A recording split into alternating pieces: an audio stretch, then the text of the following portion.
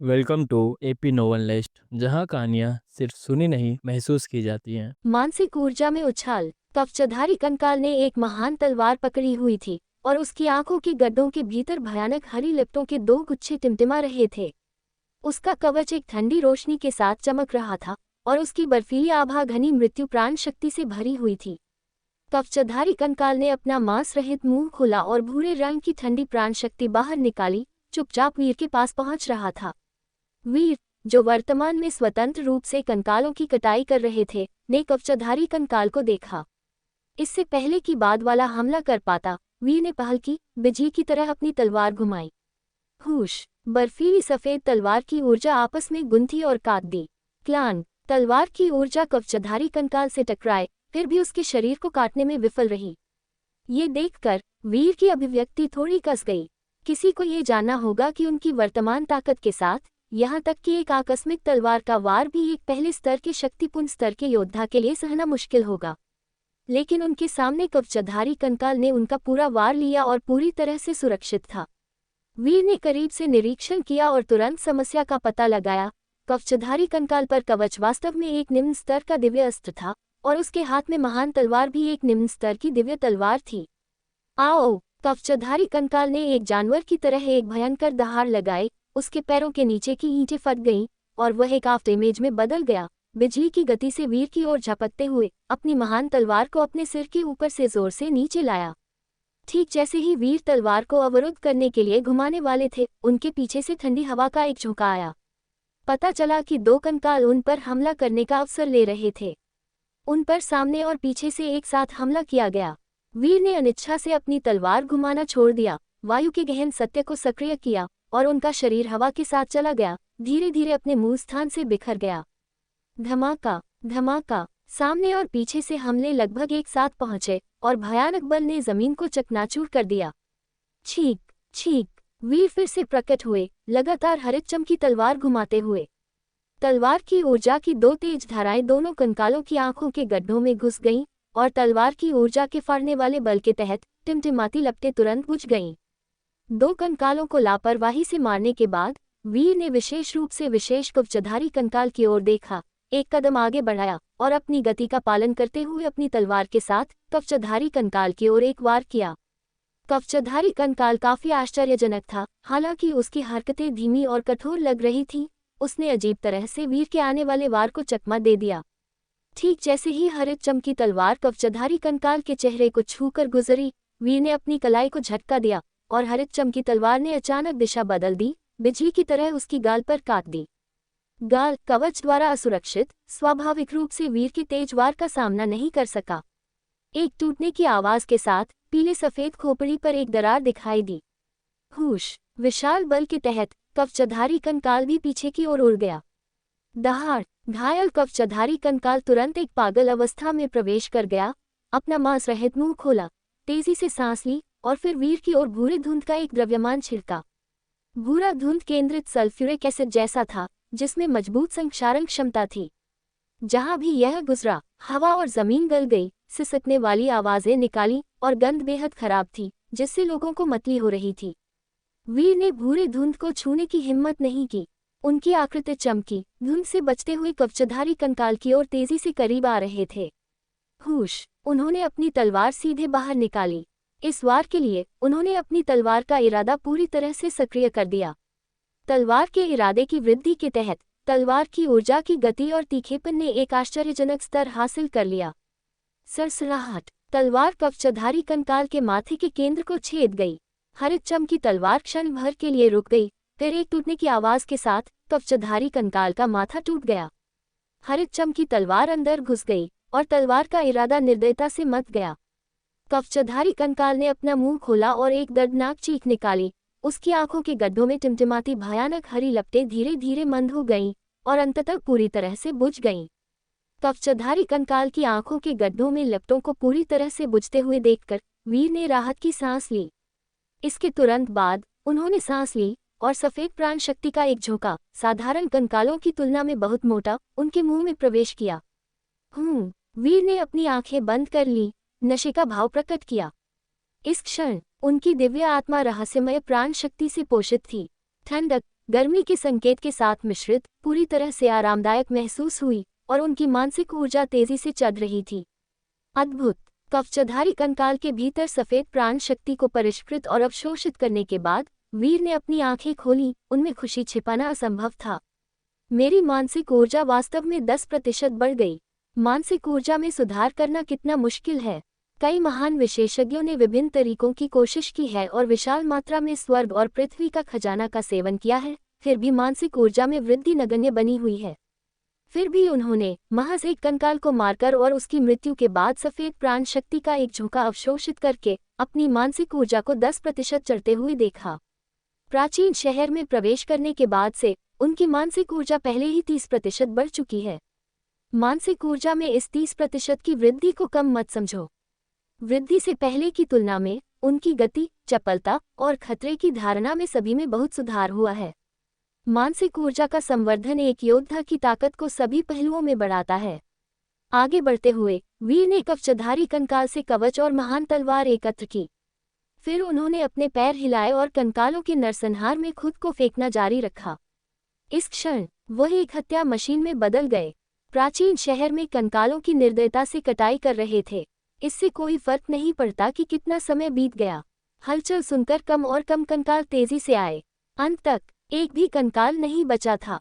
वीर अपनी लंबी तलवार पकड़े हुए सावधानीपूर्वक क्षेत्र की तलाशी ली, कुछ भटके हुए लोगों को पाया और उन्हें अपनी तलवार के तेज स्ट्रोक से मार डाला। खाली गली पर वीर ने अपनी लंबी तलवार पकड़ी, चारों ओर देखा और कोई और विरोधी नहीं पाया।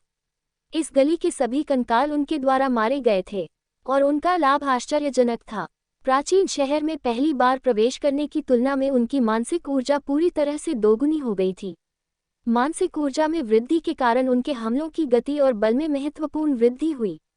यहाँ तक कि तलवार के इरादे की उनकी समझ भी थोड़ी गहरी हुई, सूक्ष्म रूप से 40% तलवार के इरादे को छूते हुए।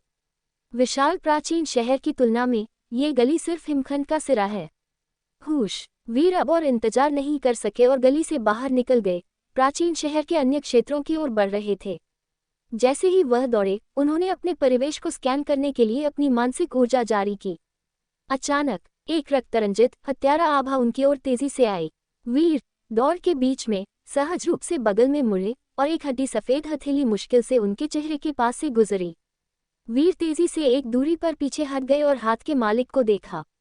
वीर के विपरीत प्रकट हुआ एक लंबा कंकाल। इस कंकाल ने कोई कवच नहीं पहना था और न ही कोई हथियार पकड़ा था। उसकी आंखों में लपटों का रंग कवचधारी कंकाल के समान था, भयानक हरा, और उसने विनाश की एक आभा बिखेरी। इसके अलावा उसकी ऊंचाई भयानक रूप से लंबी थी, 3 मीटर तक पहुंची थी, जबकि वीर केवल उसकी छाती तक पहुंचे थे। वीर ने अपने विपरीत कंकाल का निरीक्षण किया। उनकी आंखों में उत्साह टिमटिमाया। ये स्पष्ट था, ये कंकाल बहुत खास था। इसे मारने से प्राप्त ऊर्जा निश्चित रूप से साधारण कंकालों से कहीं ज्यादा होगी। लंबा कंकाल ने एक दहाड़ लगाए, आगे लपका और वीर पर हमला किया। वीर न तो चकमा दिए और न ही पीछे हटे, अपनी तलवार घुमाकर हमले का सामना किया। हरित चमकी तलवार हड्डी सफेद हथेली से टकराए, जिसके परिणामस्वरूप एक डिंग आवाज हुई और चिंगारी निकली। वीर हिल गए और एक कदम पीछे हटने के लिए मजबूर हुए। इसके विपरीत लंबा कंकाल उसी जगह पर जड़ जमाए खड़ा रहा। वीर ने अपने शरीर को स्थिर किया और शांत लहजे में कहा, बुरा नहीं। ये वास्तव में मेरी ताकत का 30% उपयोग करके तलवार के वार को अवरुद्ध करने में कामयाब रहा। एक और वार लो। ये कहते हुए वो बाहर निकले। उनके हाथ में तलवार, बिना किसी फैंसी चाल के, लंबा कंकाल की ओर वार किया। इस वार के लिए उन्होंने अपनी ताकत का 50% इस्तेमाल किया। डिंग, चटक! लंबा कंकाल को तलवार से काटा गया और पीछे हटने के लिए मजबूर किया गया, और जिस जगह पर उसे मारा गया था उस पर दरारें दिखाई दी। इससे ज्यादा कुछ नहीं। लंबा कंकाल की ताकत का पता लगाने के बाद वीर ने अब और समय बर्बाद न करने का फैसला किया। उनकी आकृति चमकी, लंबा कंकाल के पीछे दिखाई दी और उन्होंने हरित चमकी तलवार घुमाई। तुरंत लंबा कंकाल को तलवार की छाया के झोंके में घेर लिया। लगातार बजने वाली टक्करों की आवाज सुनाई दी। हड्डी के टुकड़े बिखर गए। लंबा कंकाल का शरीर लगातार तलवार के वार से फटा और टूट गया। मर जाओ! वीर ने अपना अंतिम वार किया। उन्हें विश्वास था कि इस वार से लंबा कंकाल निश्चित रूप से मर जाएगा। चटक! एक टूटने की आवाज के बाद लंबा कंकाल जोर से जमीन पर ढह गया और उसकी आंखों में लपटें एक फुफकार के साथ बुझ गईं। ये देखकर वीर ने जल्दी से अपना मुंह खोला और तेजी से सांस ली। झो वीर से लड़ाई, ओह क्या चल रहा है, सफेद प्राण शक्ति क्यों नहीं है। जैसे ही उनके दिल में संदेह पैदा हुआ, गिरे हुए लंबा कंकाल की मृत आंखों में अचानक लपट का एक झोंका फिर से जल उठा। लौ तेजी से बड़ी हुई और उसका रंग अब भयानक हरा नहीं बल्कि धूसर हो गया। कंकाल, जो मूल रूप से दरारों से ढका हुआ था, अब एक आश्चर्यजनक गति से ठीक हो रहा था। यह क्या है? वीर ने अविश्वास में अपनी आंखें मलीं। क्या लंबा कंकाल पुनर्जीवित हो रहा है, या क्या इसने मृत्यु के करीब होने पर सफलता प्राप्त की? बाद वाली संभावना अधिक है। भले ही उनका प्राथमिक कार्य अब उनके सामने की परेशानी को हल करना था। लंबा कंकाल की सफलता प्राप्त करने के बाद उसके द्वारा उत्सर्जित आभा और भी भयानक हो गई। इसकी शक्ति जितनी मजबूत होगी, इसे मारने के बाद मुझे उतना ही ज्यादा लाभ मिलेगा। वीर डरे नहीं, इसके बजाय वो प्रसन्न थे। लंबा कंकाल के फिर से खड़े होने के बाद उन्होंने पूरी ताकत से तलवार का एक वार किया। इस तलवार के वार में उन्होंने कुछ भी नहीं रोका। धमाका, हरित चमकी तलवार ने लंबा कंकाल के माथे को जोर से छेद दिया। तलवार का इरादा तुरंत फट पड़ा। एक बम की तरह विस्फोट हुआ, लंबा कंकाल को एक धमाके के साथ पीछे की ओर उड़ा दिया। पीछे की ओर उड़ते समय लंबा कंकाल के माथे पर हड्डी फट गई। दरारें चौड़ी और अधिक असंख्य हो गईं, जब तक कि अंततः एक जोरदार धमाके के साथ ये टुकड़ों में बिखर गया। घनी सफेद प्राण शक्ति एक धारा की तरह वीर के शरीर में घुस गई। सफेद प्राण शक्ति उनके शरीर में प्रवेश करने के बाद यह एक विशेष ऊर्जा में बदल गई, उनकी दिव्य आत्मा में विलीन हो गई और उनकी मानसिक ऊर्जा को मजबूत किया। इस लंबा कंकाल को मारना 100 साधारण कंकालों को मारने के बराबर है। वीर ने उत्साह दिखाया। मरुस्थल में, भागो, जल्दी करो और भागो। मृदुल और ईशान तेजी से भाग रहे थे। उन दोनों के पीछे ज्यादा दूर नहीं, एक सियान आकृति कसकर पीछा कर रही थी। वह सियान आकृति एक युद्ध ब्लेड पकड़े हुए थी और लगातार मृदुल और ईशान से 300 मीटर की दूरी बनाए हुए थी। उसके होठों पर एक ठंडी मुस्कुराहट खेल रही थी, क्योंकि वह हताश होकर भाग रहे दो लोगों को ध्यान से देख रहा था, ठीक वैसे ही जैसे कोई शिकारी अपने शिकार को देखता है। ज्येष्ठ भ्राता मृदुल, हमें क्या करना चाहिए? झो वीर स्पष्ट रूप से हमें जाने देने का इरादा नहीं रखता है, ईशान ने दौड़ते हुए चिंता से कहा। मृदुल का चेहरा पीला पड़ गया था और उनकी आंखों में पछतावे का एक निशान दिखाई दिया। अगर वह लालच से अंधा न होता और ज्वालामुखी फीनिक्स फल नहीं तोड़ा होता, तो वह झो वीर द्वारा लक्षित नहीं होते। भागो। मृदुल जानते थे कि उन दोनों के झो वीर के हाथों से भागने की उम्मीद कम थी, लेकिन वह फिर भी हार मानने को तैयार नहीं थे। यहाँ तक कि चींटियां भी जीवित रहने के लिए संघर्ष करती हैं। वे तो इंसान हैं, भले ही उम्मीद की एकमात्र किरण हो, वे हार नहीं मानेंगे। ईशान ने कहा, ज्येष्ठ भ्राता मृदुल, ये बेकार है। क्या आपने ध्यान नहीं दिया कि हमारे पीछे झो वीर 300 मीटर की दूरी बनाए हुए है? उसकी ताकत के साथ हमें मारना बहुत आसान होगा। वह जानबूझकर हमें मारने से पहले हमारी मनोवैज्ञानिक सुरक्षा को नष्ट करने के लिए ऐसा कर रहा है। मृदुल ने आह भरी। वह झो वीर के इरादे को कैसे नहीं देख सकते थे? मुझे पता है, लेकिन भागने के अलावा क्या हमारे पास अब कोई अन्य विकल्प है? ईशान ने उग्रता से कहा, कुत्तों की तरह बेताबी से भागने और आतंक में बुरी तरह मरने के बजाय हम अपनी पूरी ताकत से लड़ने के लिए सेना में शामिल क्यों नहीं होते? भले ही हम उसके मैच न हों, हमें उससे मांस का एक टुकड़ा तो फाड़ना ही चाहिए। हमारा हताश प्रतिरोध सिर्फ एक चट्टान के खिलाफ एक अंडे को फेंकने जैसा होगा। हम जरूरी नहीं कि बर्बाद हों। अगर मृदुल के शब्द बीच में ही कट गए, उनकी पुतलियां अचानक सिकुड़ गईं और उन्होंने आगे इशारा किया, चिल्लाते हुए, कनिष्ठ भ्राता ईशान, जल्दी देखो। मृदुल के अनुस्मारक के बिना ईशान ने भी आगे प्राचीन शहर देखा। जाओ, अंदर जाओ। केवल प्राचीन शहर में प्रवेश करके ही हमारे पास जीवित रहने का मौका है। मृदुल ने जल्दी से अपना मन बना लिया। ये कहते हुए वह बिना किसी हिचकिचाहट के प्राचीन शहर की ओर दौड़ पड़े। ईशान मृदुल के पीछे कसकर पीछा किया। वे प्राचीन शहर की बारीकियों को नहीं जानते थे, नहीं अगर अंदर कोई खतरा था, लेकिन रुकने का मतलब निश्चित मौत था, जबकि प्राचीन शहर में प्रवेश करने से उम्मीद की एक किरण मिल सकती थी। चुनाव स्पष्ट था। ईशान और मृदुल को प्राचीन शहर में प्रवेश करते हुए देखने के बाद झो वीर थोड़ा झिझका और फिर अंदर भी भाग गया। धमाका, धमाका। जमीन से टकराने वाली भारी वस्तुओं की दो आवाजें गूंज उठी। मृदुल और ईशान उतरे, सावधानी से आसपास की प्राचीन वास्तुकला का सर्वेक्षण कर रहे थे। ये कौन सी जगह है? ईशान ने पूछा। मृदुल ने कहा, इसकी चिंता मत करो, चलो चलते हैं। प्राचीन शहर में प्रवेश करने का मतलब यह नहीं था कि उन्होंने झोवीर को दूर कर दिया था। जैसे ही दोनों जाने की तैयारी कर रहे थे, एक आकृति उतरी, वह झोवीर था। उतरने के बाद झोवीर ने आसपास के प्राचीन वास्तुकला को देखा, उसकी आंखों में खुशी का एक संकेत चमक उठा। कालजयी गुप्त क्षेत्र के बारे में उनकी समझ के आधार पर इस प्राचीन शहर में एक महान अवसर होना चाहिए, और वह स्वर्ग का पसंदीदा पुत्र था जो इस अवसर को जब्त करने वाला था। अवसर को जब्त करने से पहले वह पहले दोनों कीटों से निपटेगा। वह नहीं चाहता था कि कोई अप्रत्याशित जटिलता उत्पन्न हो। ये सोचते हुए उसकी आंखों में मारक इरादे का एक निशान चमक उठा। उसने युद्ध ब्लेड को क्षैतिज रूप से पकड़ा और कृपाण प्रकाश का एक फ्लैश दिखाई दिया। एक फाड़ने वाली आवाज के साथ ईशान सैकड़ों मीटर दूर कृपाण प्रकाश से छाती पर मारा गया। खून हर जगह छिड़क गया और उसे हवा में उड़ा दिया गया। उतरने के बाद वह फिर से खड़े होने में असमर्थ था। हालांकि मरा नहीं, वह गंभीर रूप से घायल हो गया। मृत्यु के करीब एक वार ने ईशान को बुरी तरह घायल कर दिया। उनके बीच का अंतर बहुत बड़ा था, एक खाई जैसा। ये देखकर मृदुल मूल रूप से ठंडे पड़ गए। झोवीर ने एक वार से ईशान को लगभग मार डाला था। अगर वह होता तो परिणाम बहुत बेहतर नहीं होता। मैंने मूल रूप से तुम्हें थोड़ा और जीने देने की योजना बनाई थी, लेकिन अब मैंने अपना विचार बदल दिया है।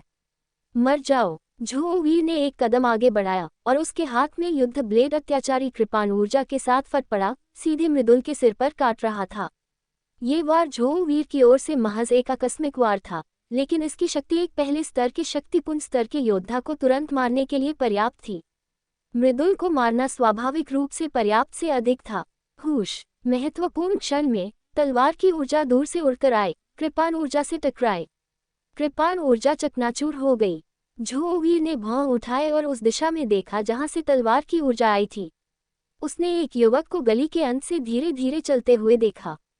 युवक की गति धीमी लग रही थी, लेकिन वास्तव में अत्यंत तेज थी। कुछ ही कदमों में उसने पहले ही कई हजार मीटर की दूरी तय कर ली थी। मृदुल के बगल में दिखाई दिया और उसे रोक दिया। मृदुल ने उसे रोकते हुए युवक को देखा और आश्चर्य से चिल्लाया, ज्येष्ठ भ्राता वीर। वीर मुड़े और मृदुल की ओर देखा। उन्होंने कहा, ज्येष्ठ भ्राता मृदुल, आप कनिष्ठ भ्राता ईशान को लें और पीछे हटें।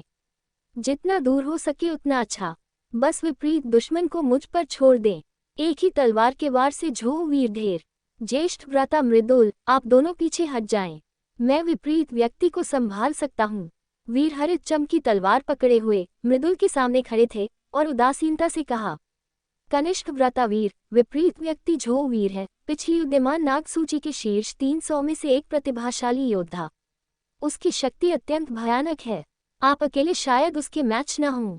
मैं आपके साथ क्यों न मिल जाऊं? वीर के प्रकट होने से मृदुल को राहत मिली, लेकिन जब उन्होंने सुना कि वीर अकेले झोवीर से लड़ने का इरादा रखते हैं, तो वह चिंता किए बिना नहीं रह सके। उनकी राय में, हालांकि वीर मजबूत थे, वह अभी तक झोवीर के प्रतिद्वंद्वी नहीं थे। अगर वह और वीर सेना में शामिल हो जाते, हालांकि वे अभी भी झोवीर के लिए मैच नहीं होते, उनके पास कम से कम उससे मुकाबला करने का आत्मविश्वास होता। अप्रत्याशित रूप से जैसे ही उन्होंने बात खत्म की, वीर ने सिर हिलाया और अत्यंत आत्मविश्वास के लहजे में कहा, जरूरत नहीं है। मैं अकेला ही उससे निपटने के लिए काफी हूँ। इसके साथ उन्होंने एक कदम आगे बढ़ाया, झोवीर को तिरस्कार के साथ देखते हुए, अगर तुम अभी पीछे हट जाते हो तो तुम जी सकते हो। अगर तुम हाथी बने रहते हो तो मेरे पास तुम्हें तुम्हारे रास्ते पर भेजने के अलावा कोई विकल्प नहीं होगा। अहंकारी। झोवीर गुस्से में हंसा। एक शुद्ध प्राण स्तर की चींटी वास्तव में उसे मारने की घोषणा करने की हिम्मत कर रही थी। वास्तव में एक नवजात बछड़ा जो बाघ से नहीं डरता। उसने पहले वीर, इस अज्ञानी चींटी को मारने का फैसला किया और फिर मृदुल को। उसकी आध्यात्मिक ऊर्जा अधिकतम तक प्रसारित हुई। उसने जमीन से धक्का दिया और वीर की ओर तेजी से बढ़ा। वीर ने हरित चमकी तलवार पकड़ी, चुपचाप अपनी आध्यात्मिक ऊर्जा प्रसारित की, अपनी लघु सिद्धि तलवार का इरादा सक्रिय किया और तलवार का एक वार किया। आदिम तलवार कला, प्रथम रूप, पर्वत हिलाना। तलवार की एक मोटी ऊर्जा झोवीर की कमर से गुजरी, उनके पीछे जमीन में एक भयंकर दरार पैदा कर दी। 300 मीटर लंबी, 7 से 8 मीटर चौड़ी और 10 मीटर से अधिक गहरी। ईंटें और पत्थर फट गए, आसमान में गोली मारते हुए। अगले ही पल झोवीर का शरीर 2 हिस्सों में विभाजित हो गया, धड़ाम की आवाज के साथ जमीन पर गिर गया। उसकी आंतें और आंतरिक अंग बाहर निकल गए और खून से जमीन लाल हो गई।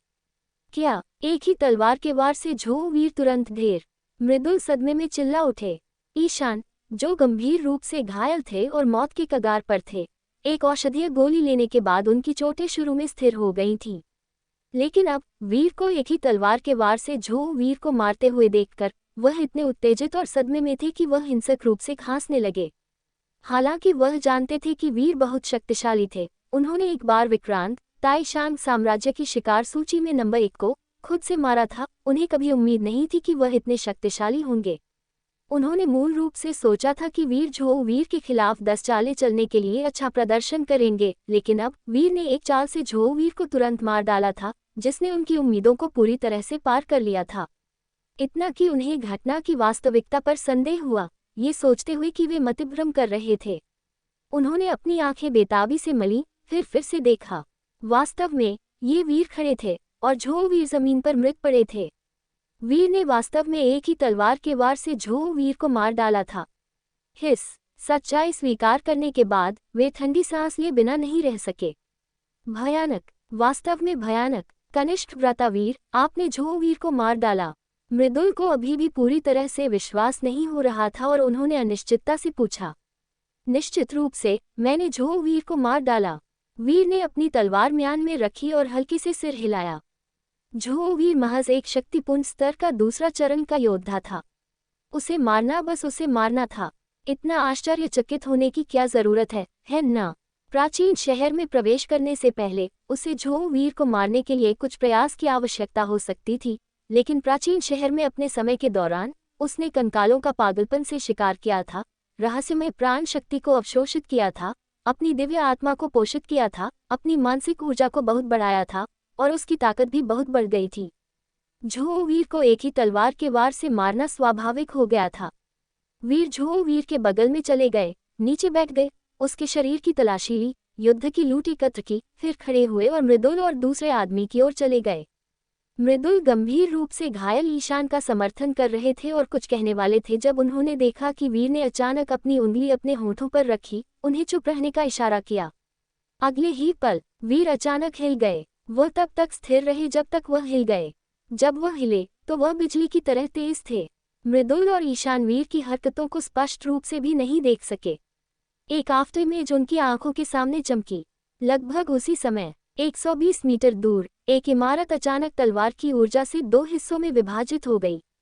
ईंटें, टूटी हुई लकड़ी फट गई और हर जगह उड़ गई। ईंटों और टूटी हुई लकड़ी के अलावा एक मानव कंकाल पीछे की ओर उड़ गया। मानव कंकाल तलवार की ऊर्जा से मारा गया, पहले से ही दरारों से ढका हुआ था।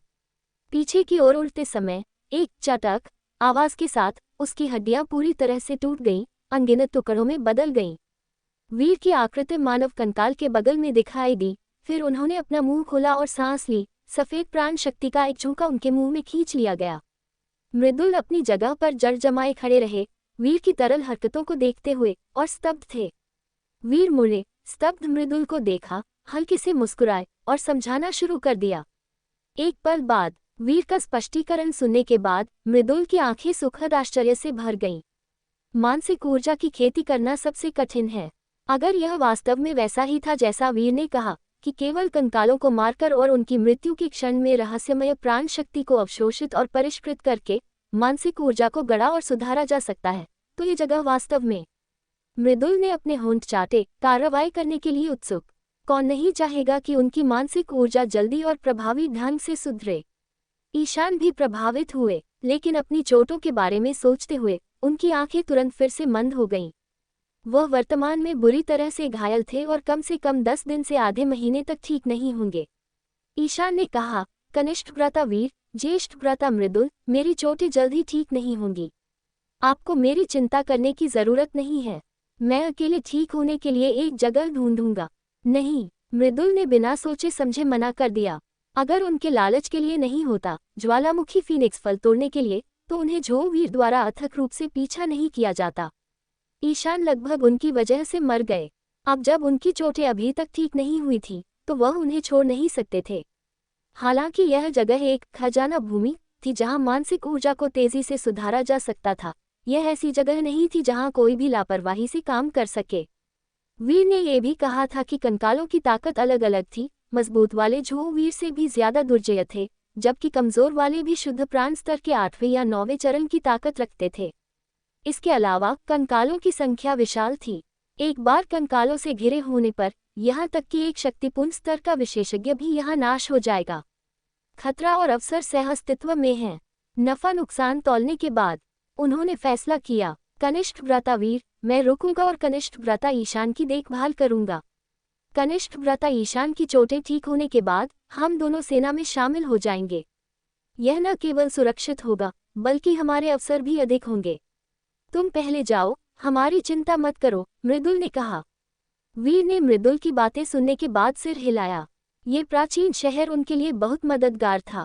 वह मृदुल और दूसरे को अपने साथ नहीं ले जा सकते थे, क्योंकि वह उनकी हरकतों को प्रतिबंधित कर देगा। वीर ने कहा, आप दोनों वादा करें कि अगर आप खतरे का सामना करते हैं तो संकट संकेत भेजें। जब तक मैं पास में हूँ, मैं तुरंत भाग कर आऊंगा। हम, मृदुल और ईशान ने एक साथ सिर हिलाया। मैं जा रहा हूँ। इसके साथ वीर जाने ही वाले थे। मृदुल ने अचानक वीर को आवाज दी, कनिष्ठ भ्राता वीर, एक पल रुकिए। क्या है? वीर मृदुल को देखने के लिए मुड़े।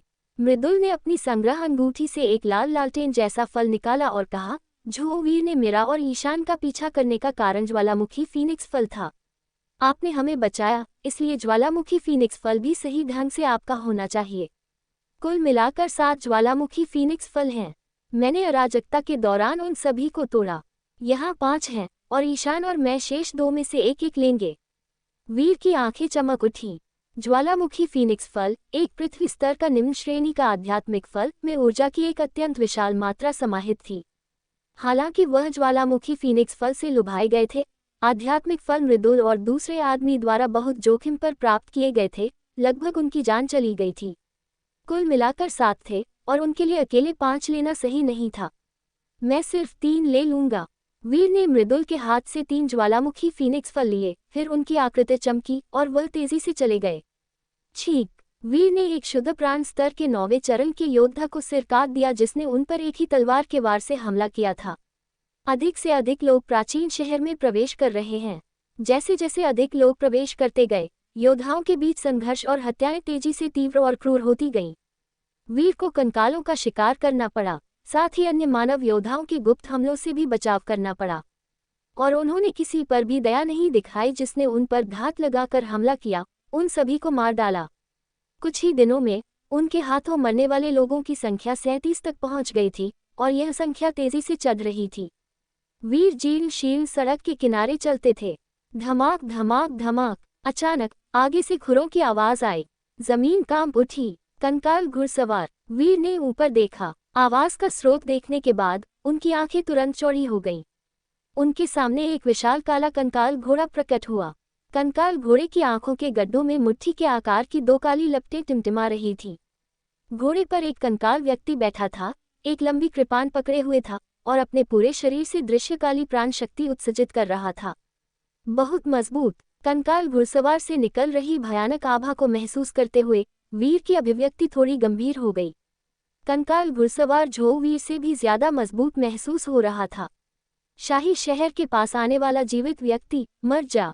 वीर के आश्चर्य के लिए कंकाल घुड़सवार ने अपना मांस रहित मुंह खोला और बंद किया, वास्तव में एक कर्कश ध्वनि उत्सर्जित कर रहा था।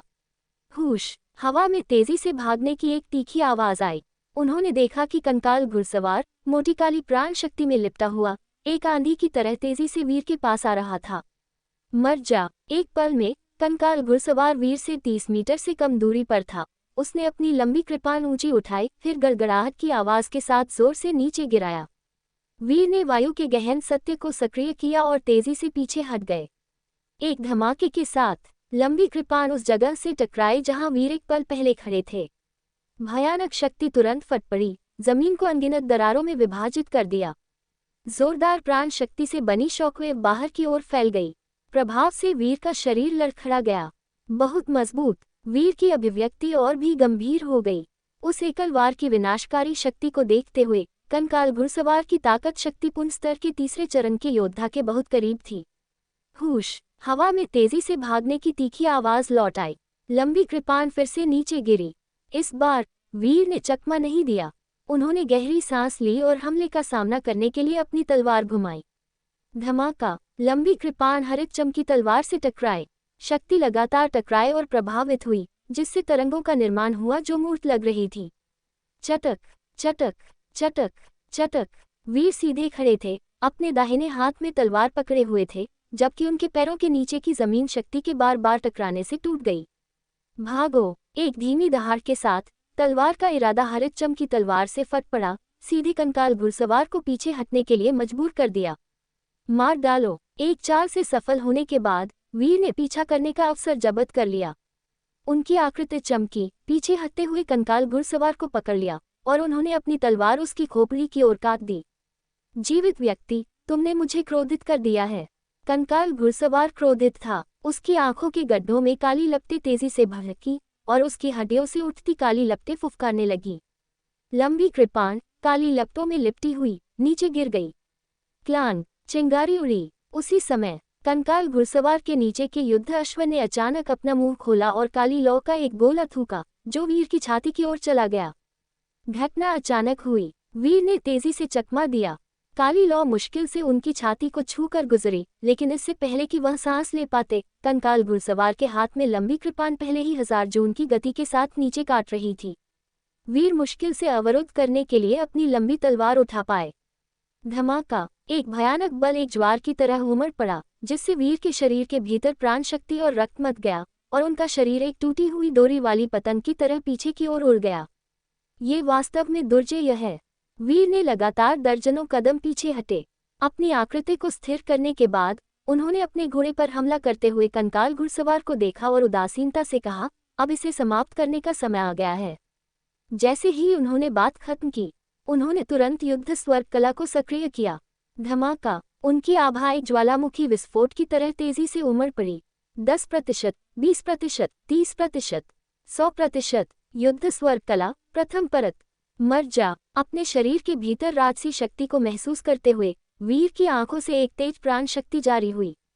अगले ही पल उन्होंने अपनी तलवार घुमाई। धमाका! तलवार की ऊर्जा आपस में गुंथी, कंकाल घुड़सवार के शरीर से टकराए और सीधे उसे हवा में भेज दिया।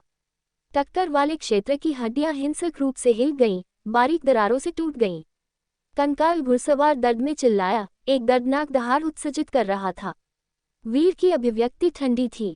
एक तलवार का वार दूसरे के बाद आया। हुश हुश हुश! धमाका धमाका धमाका! कंकाल घुड़सवार तलवार की ऊर्जा की धाराओं से घिरा हुआ था, बार बार पीछे हट रहा था। उसके घाव तेजी से बढ़ रहे थे। तुम्हारी हड्डियां वास्तव में कठोर हैं। मुझे आश्चर्य है कि क्या तुम इस तलवार के वार को सह सकते हो। पर्वत हिलाना! मोटी तलवार की ऊर्जा हवा को चीरती हुई आए और कंकाल घुड़सवार पर जोर से काट दी।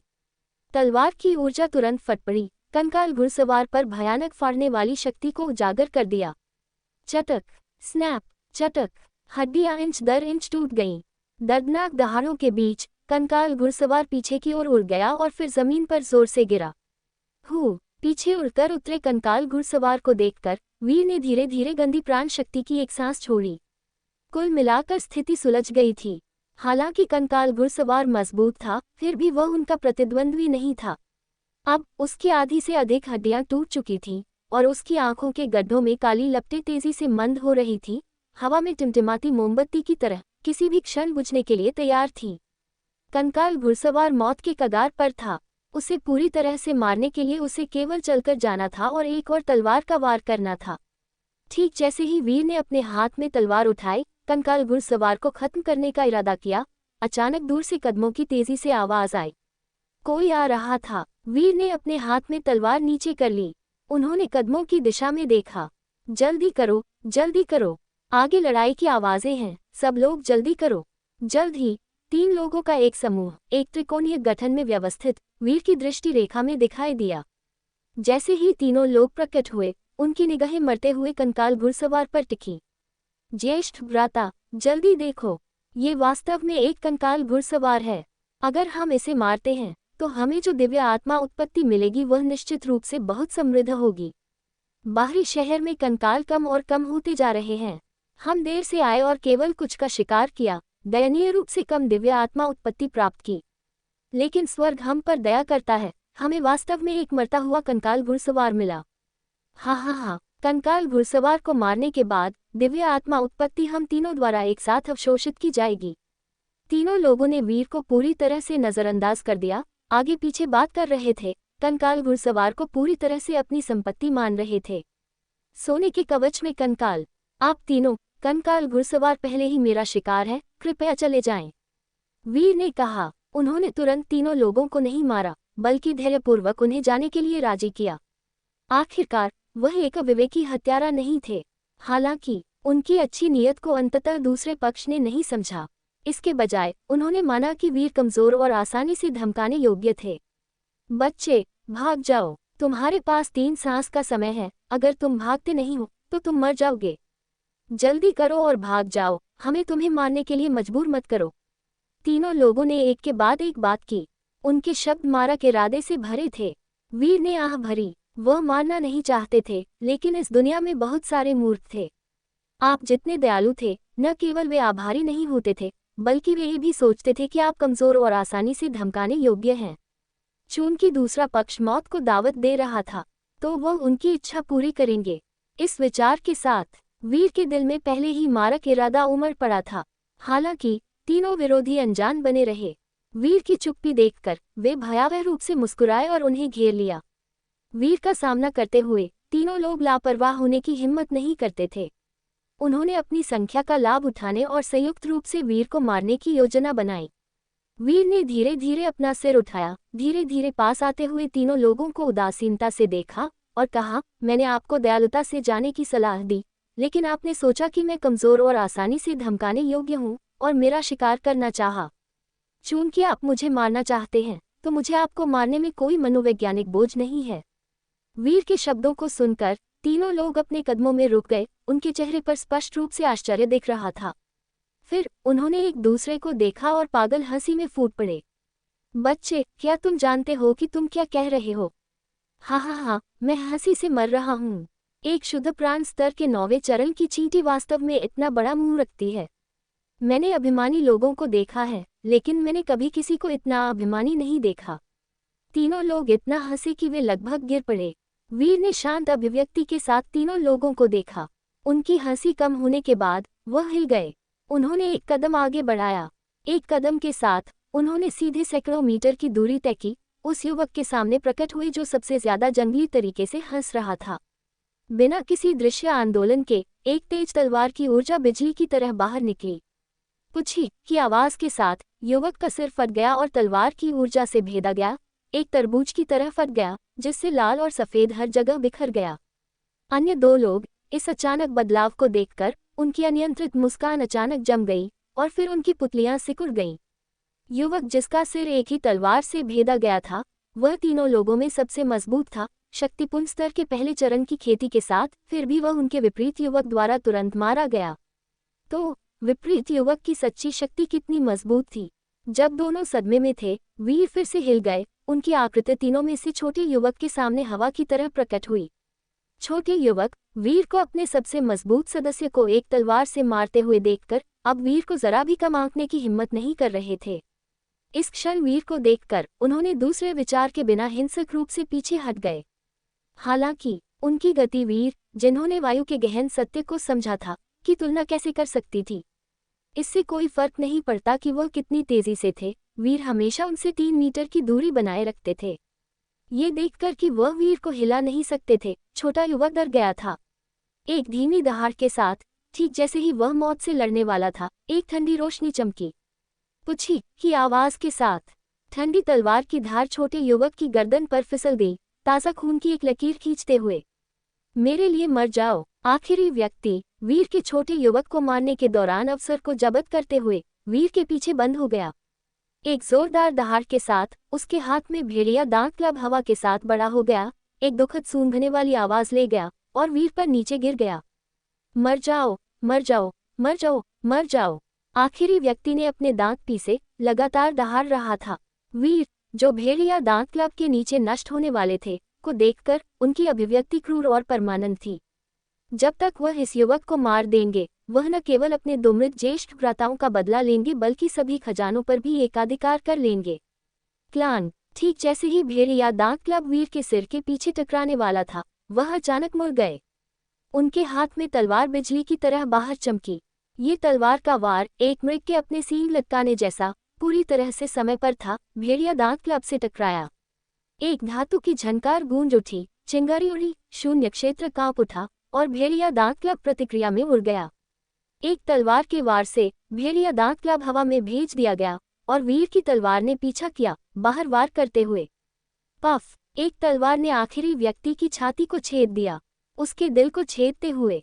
जिस क्षण उन्होंने हमला किया तब से लेकर तीनों के मारे जाने तक वीर ने केवल 3 तलवारों का इस्तेमाल किया, प्रति व्यक्ति एक तलवार, 10 साल से ज्यादा समय नहीं लिया। तीनों लोगों को मारने और उनके युद्ध की लूट को लूटने के बाद वीर हरित चमकी तलवार पकड़े हुए धीरे धीरे मरते हुए कंकाल घुड़सवार के पास चले गए। उन्होंने धीरे धीरे अपनी लंबी तलवार उठाई, फिर उसे जोर से नीचे गिराया। चटक की आवाज के साथ हरित चमकी तलवार कंकाल घुड़सवार के माथे को छेद गई। काली लौ, जो पहले से ही टिमटिमा रही थी, हिस के साथ पूरी तरह से बुझ गई। एक ठंडी ऊर्जा लंबी तलवार के साथ वीर के शरीर में उमड़ पड़ी, उनकी दिव्य आत्मा को गढ़ते हुए। एक पल बाद वीर के चेहरे पर एक संतुष्ट मुस्कान दिखाई दी। एक फ्लैश के साथ वह उस जगह से गायब हो गए। पुछी की आवाज के साथ एक कंकाल तलवार से 2 हिस्सों में विभाजित हो गया। वीर ने अपनी आंखें बंद कर ली और एक पल के लिए महसूस किया, फिर उन्हें खोला और फुसफुसाए, मुझे इस शहर में प्रवेश किए हुए 7 दिन हो गए हैं। मैंने कम से कम 800, अगर 1000 नहीं, कंकालों को मार डाला है और मेरी मानसिक ऊर्जा परिणामस्वरूप लगभग 3 गुना बढ़ गई है। शायद यह इसलिए है क्योंकि मैंने बहुत ज्यादा दिव्य आत्मा उत्पत्ति अवशोषित कर ली है, या शायद मेरी वर्तमान मानसिक ऊर्जा बहुत शक्तिशाली है, लेकिन साधारण दिव्य आत्मा उत्पत्ति का मुझ पर नगण्य प्रभाव पड़ता है। संक्षेप में, साधारण कंकालों को मारकर मुझे अब जो दिव्य आत्मा उत्पत्ति मिलती है वह व्यावहारिक रूप से महत्वहीन है। इसके अलावा जैसे जैसे समय बीतता है, अधिक से अधिक लोग इस शहर में प्रवेश कर रहे हैं और कंकालों की संख्या केवल कम होगी। ऐसा लगता है कि अंदरूनी शहर में प्रवेश करने का समय आ गया है। वीर ने दूरी में 100 झटके ऊंची शहर की दीवार पर देखा। ये शहर एक बाहरी शहर और एक अंदरूनी शहर में विभाजित था। जिस क्षेत्र में वह वर्तमान में थे वह बाहरी शहर था। उन्होंने एक बार अंदरूनी शहर में प्रवेश करने की कोशिश की थी, लेकिन उस समय जैसे ही वह अंदरूनी शहर के पास पहुंचे, उनके भीतर जीवन और मृत्यु की घबराहट की भावना उत्पन्न हुई और उनके अंतर्ज्ञान ने उन्हें बताया कि अगर वह और आगे गए तो वह मर जाएंगे। उस समय उन्होंने अपने अंतर्ज्ञान पर ध्यान दिया और पीछे हट गए। अब उनकी मानसिक ऊर्जा में बहुत वृद्धि हुई है और उनकी ताकत पहले की तुलना में काफी सुधर गई है। साथ ही बाहरी शहर में कंकालों की संख्या कम हो रही है। उन्होंने फिर से जोखिम लेने का फैसला किया। अपना फैसला लेने के बाद वीर ने अपने पैर से जमीन पर टैप किया और तुरंत बाहर भाग गए। दोनों तरफ के दृश्य तेजी से पीछे हट गए।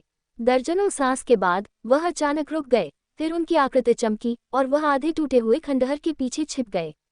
धमाका धमाका धमाका, लड़ाई की आवाजें सुनाई दी।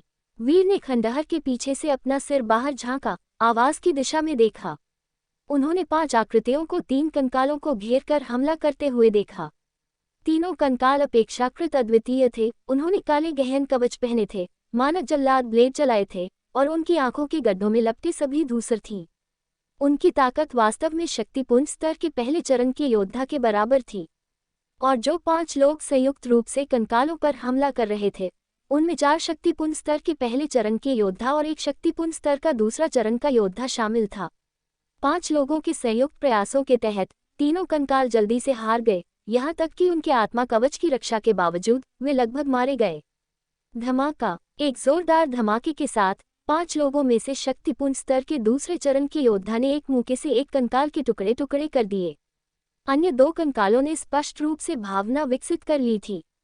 अपने एक साथी को बेरहमी से मारे जाते देखकर दोनों कंकाल वास्तव में पास के अंदरूनी शहर की ओर तोड़ने लगे। लेकिन 5 लोग उन्हें कैसे जाने दे सकते थे। 5 लोगों ने तेजी से हमला किया, जल्दी से एक और कंकाल को मार डाला। अंतिम कंकाल भी ज्यादा देर तक नहीं चला, इससे पहले कि 5 के संयुक्त प्रयासों से फट गया। जैसे ही अंतिम कंकाल एक दुखद अंत को मिला, जिन योद्धाओं ने एक महान लड़ाई लड़ी थी, उन सभी ने अपने दिमाग को आराम दिया, भारी सांस ले रहे थे। वीर, खंडहर के पीछे से इस दृश्य को देखा और अपनी निगाह वापस लेने और चुपचाप पीछे हटने वाले थे जब उनकी आंखें अचानक सिकुड़ गईं, अंदरूनी शहर की दिशा में देखते हुए। अंदरूनी शहर का द्वार कुछ अज्ञात बिंदु पर खुल गया था। एक कंकाल, लगभग 10 फीट ऊंचा, सोने के कवच में लिपटा हुआ और एक हलबत भाला कुल्हाड़ी का संयोजन चलाते हुए तेजी से 5 लोगों की ओर हमला कर रहा था। कितनी मजबूत आभा! वीर की अभिव्यक्ति नाटकीय रूप से बदल गई।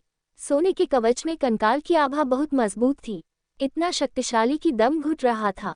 इसकी आभा को देखते हुए सोने के कवच में कंकाल की ताकत इंसानों के बीच कम से कम शक्तिपूर्ण स्तर के चौथे चरण के योद्धा के बराबर थी। वीर अभी तक सोने के कवच में कंकाल के लिए एक मैच नहीं थे। न केवल वीर सोने के कवच में कंकाल के लिए एक मैच नहीं थे, बल्कि जिन 5 लोगों ने अभी अभी संयुक्त रूप से तीनों कंकालों को मारा था, वे भी सोने के कवच में कंकाल के लिए एक मैच नहीं थे। 5 लोगों ने कंकालों को मारने के बाद उनके दिमाग को आराम मिला। उन्होंने तभी प्रतिक्रिया दी जब सोने के कवच में कंकाल 100 मीटर के भीतर था। लेकिन अब ये स्पष्ट रूप से बहुत देर हो चुकी थी। आह! एक चीख गूंज उठी। एक योद्धा को सोने के कवच में कंकाल के हलबर्ड से 2 हिस्सों में विभाजित कर दिया गया। धमाका! हलबर्ड की एक झाड़ू के साथ दूसरे व्यक्ति को कमर पर मारा गया, उनका शरीर कमर से नीचे 2 हिस्सों में काट दिया गया। एक पल में 2 लोग मारे गए। सोने के कवच में कंकाल। आप तीनों कंकाल घुड़सवार पहले ही मेरा शिकार है, कृपया चले जाएं। वीर ने कहा। उन्होंने तुरंत तीनों लोगों को नहीं मारा, बल्कि धैर्यपूर्वक उन्हें जाने के लिए राजी किया। आखिरकार वह एक अविवेकी हत्यारा नहीं थे। हालांकि उनकी अच्छी नीयत को अंततः दूसरे पक्ष ने नहीं समझा। इसके बजाय उन्होंने माना कि वीर कमजोर और आसानी से धमकाने योग्य थे। बच्चे, भाग जाओ, तुम्हारे पास 3 सांस का समय है, अगर तुम भागते नहीं हो तो तुम मर जाओगे। जल्दी करो और भाग जाओ, हमें तुम्हें मारने के लिए मजबूर मत करो। तीनों लोगों ने एक के बाद एक बात की। उनके शब्द मारा के इरादे से भरे थे। वीर ने आह भरी। वह मारना नहीं चाहते थे, लेकिन इस दुनिया में बहुत सारे मूर्ख थे। आप जितने दयालु थे, न केवल वे आभारी नहीं होते थे, बल्कि वे ये भी सोचते थे कि आप कमजोर और आसानी से धमकाने योग्य हैं। चूंकि दूसरा पक्ष मौत को दावत दे रहा था, तो वह उनकी इच्छा पूरी करेंगे। इस विचार के साथ वीर के दिल में पहले ही मारक इरादा उमड़ पड़ा था। हालांकि तीनों विरोधी अनजान बने रहे। वीर की चुप्पी देखकर वे भयावह रूप से मुस्कुराए और उन्हें घेर लिया। वीर का सामना करते हुए तीनों लोग लापरवाह होने की हिम्मत नहीं करते थे। उन्होंने अपनी संख्या का लाभ उठाने और संयुक्त रूप से वीर को मारने की योजना बनाई। वीर ने धीरे धीरे अपना सिर उठाया, धीरे धीरे पास आते हुए तीनों लोगों को उदासीनता से देखा और कहा, मैंने आपको दयालुता से जाने की सलाह दी, लेकिन आपने सोचा कि मैं कमजोर और आसानी से धमकाने योग्य हूँ और मेरा शिकार करना चाहा। चूंकि आप मुझे मारना चाहते हैं, तो मुझे आपको मारने में कोई मनोवैज्ञानिक बोझ नहीं है। वीर के शब्दों को सुनकर तीनों लोग अपने कदमों में रुक गए। उनके चेहरे पर स्पष्ट रूप से आश्चर्य दिख रहा था। फिर उन्होंने एक दूसरे को देखा और पागल हंसी में फूट पड़े। बच्चे, क्या तुम जानते हो कि तुम क्या कह रहे हो? हाँ, मैं हंसी से मर रहा हूँ। एक शुद्ध प्राण स्तर के 9वें चरण की चींटी वास्तव में इतना बड़ा मुंह रखती है। मैंने अभिमानी लोगों को देखा है, लेकिन मैंने कभी किसी को इतना अभिमानी नहीं देखा। तीनों लोग इतना हंसे कि वे लगभग गिर पड़े। वीर ने शांत अभिव्यक्ति के साथ तीनों लोगों को देखा। उनकी हंसी कम होने के बाद वह हिल गए।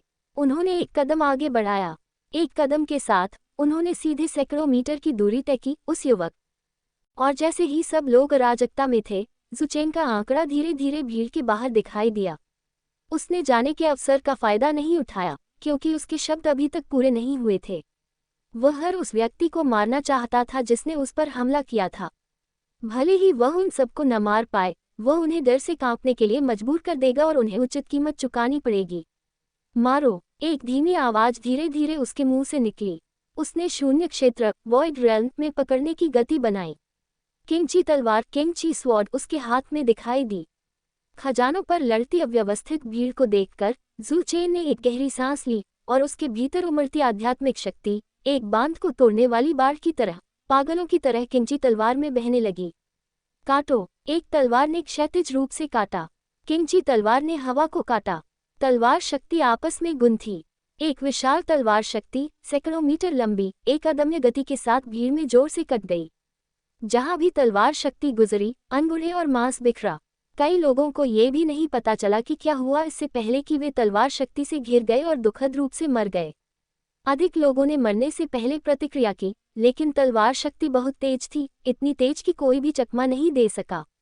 वे केवल डर में देख सकते थे क्योंकि वे तलवार शक्ति से निगल गए, फिर अपनी तीखी चीखों के बीच टुकड़ों में फाड़ दिए गए।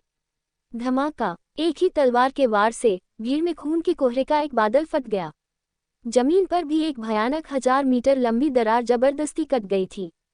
इस अकेली तलवार के नीचे कम से कम 100 आत्माएं नष्ट हो गईं। दूसरों ने ऐसे दुखद दृश्य को देखकर सबने अपने दिल कांपते हुए महसूस किए, उनकी आंखों में अनियंत्रित डर दिखाई दे रहा था। हुश! एक तलवार का वार करने के बाद ज़ू चेन रुका नहीं। उसका आंकड़ा एक तेंदुए की तरह तेज हो गया और एक मुलायम आवाज के साथ उसकी तलवार ने एक सच्ची शक्ति क्षेत्र 7वें चरण ट्रू ची रेल्म 7 स्टेज के मार्शल आर्टिस्ट के गले को छेदा। फुफकार! उसने अपनी लंबी तलवार बाहर निकाली और खून का एक फुव्वारा फूट पड़ा। फुफकार फुफकार फुफकार फुफकार फुफकार! ज़ू चेन ने अपनी लंबी तलवार को हिलाया, फिर अपनी तलवार इरादे स्वॉर्ड इंटेंट को सक्रिय किया, दूर से एक तलवार से बाहर निकाला। तेज तलवार शक्ति ने सीधे दर्जन से अधिक मार्शल आर्टिस्टों को, जो अभी भी अवाक थे, कमर से आधा काट दिया। क्या तुम मुझे मेरे खजाने को सौंपने के लिए मजबूर करने की कोशिश नहीं कर रहे थे? क्या तुम मुझे आत्मसमर्पण कराने की कोशिश नहीं कर रहे थे? क्या तुम मुझे अपनी खेती को स्वयं अर्पण कराने की कोशिश नहीं कर रहे थे?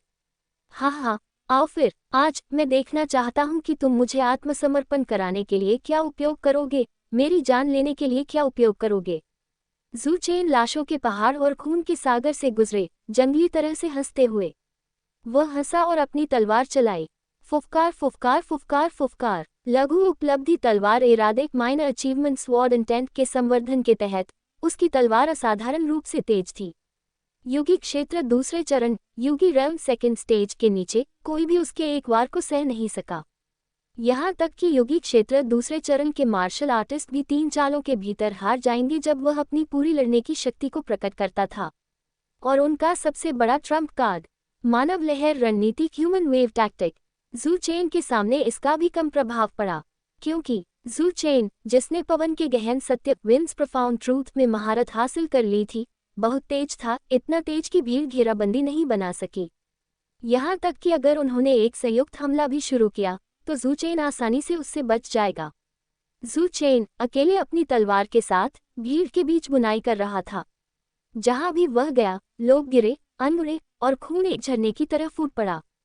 पलक झपकते ही मूल 1000 मजबूत टीम अब 800 से कम थी और संख्या अभी भी घट रही थी। आदिम तलवार कला प्राइमोर्डियल स्वॉर्ड आर्ट पहली शैली, पहाड़ों को हिलाना मूविंग माउंटेन्स। एक तलवार पहाड़ों को हिलाती है।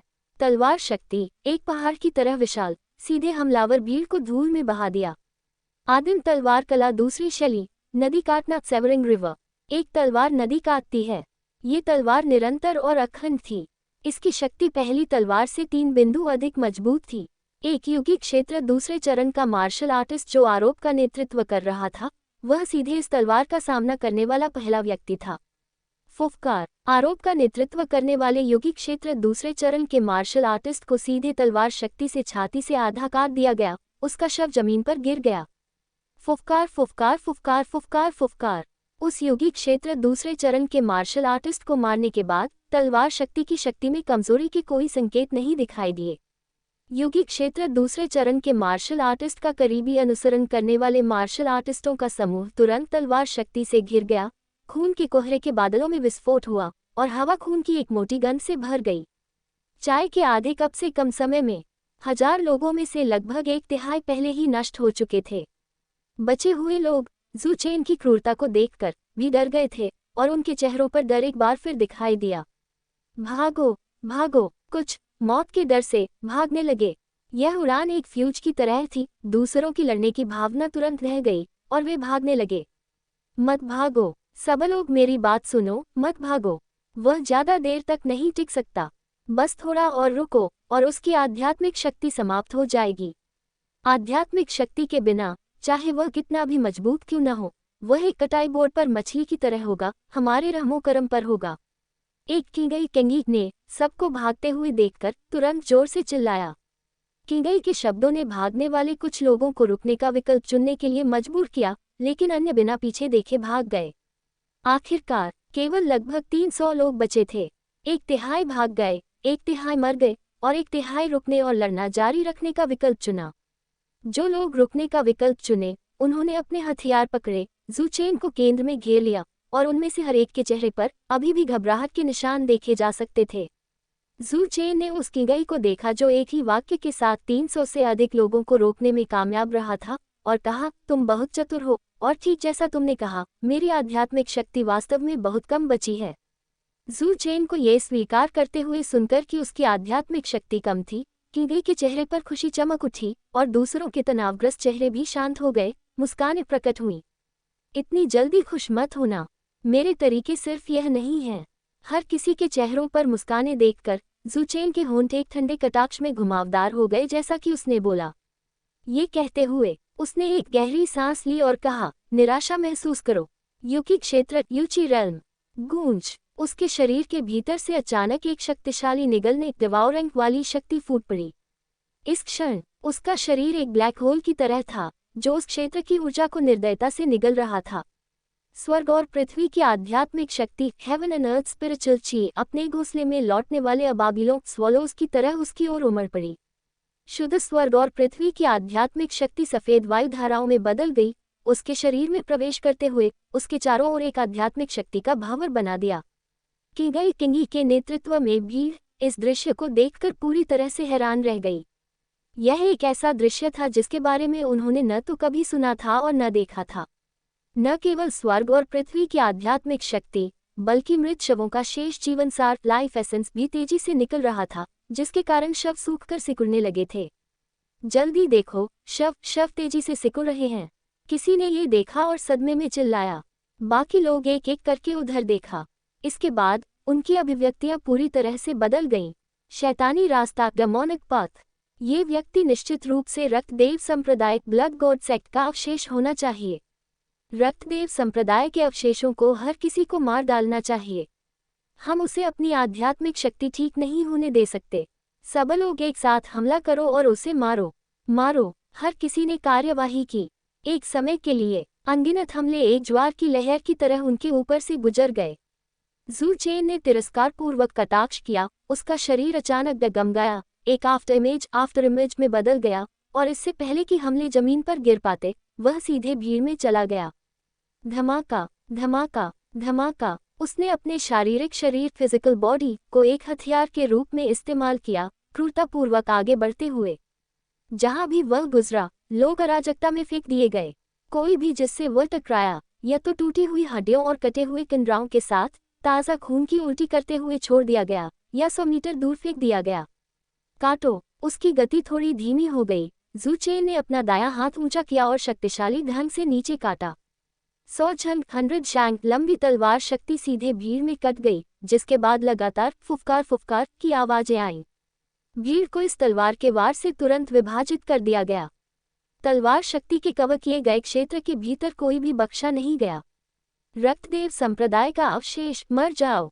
जिस पल जू चेन ने अभी एक तलवार का वार किया था और उसकी गति कम थी, उसका फायदा उठाते हुए किंगई दहाड़ा और हिंसक रूप से अपने भाले को जू चेन की छाती की ओर भोंक दिया। किंगई जानता था कि जू चेन कितना शक्तिशाली था, इसलिए उसने इस भाले के वार में कुछ भी नहीं रोका, अपने सबसे मजबूत हत्यारे चाल का उपयोग किया। भाले की नोक ने एक अत्यंत तेज शक्ति जारी की। यह इतना शक्तिशाली था कि लगभग शून्य क्षेत्र, वॉइड रेल्म को भी छेद सकता था।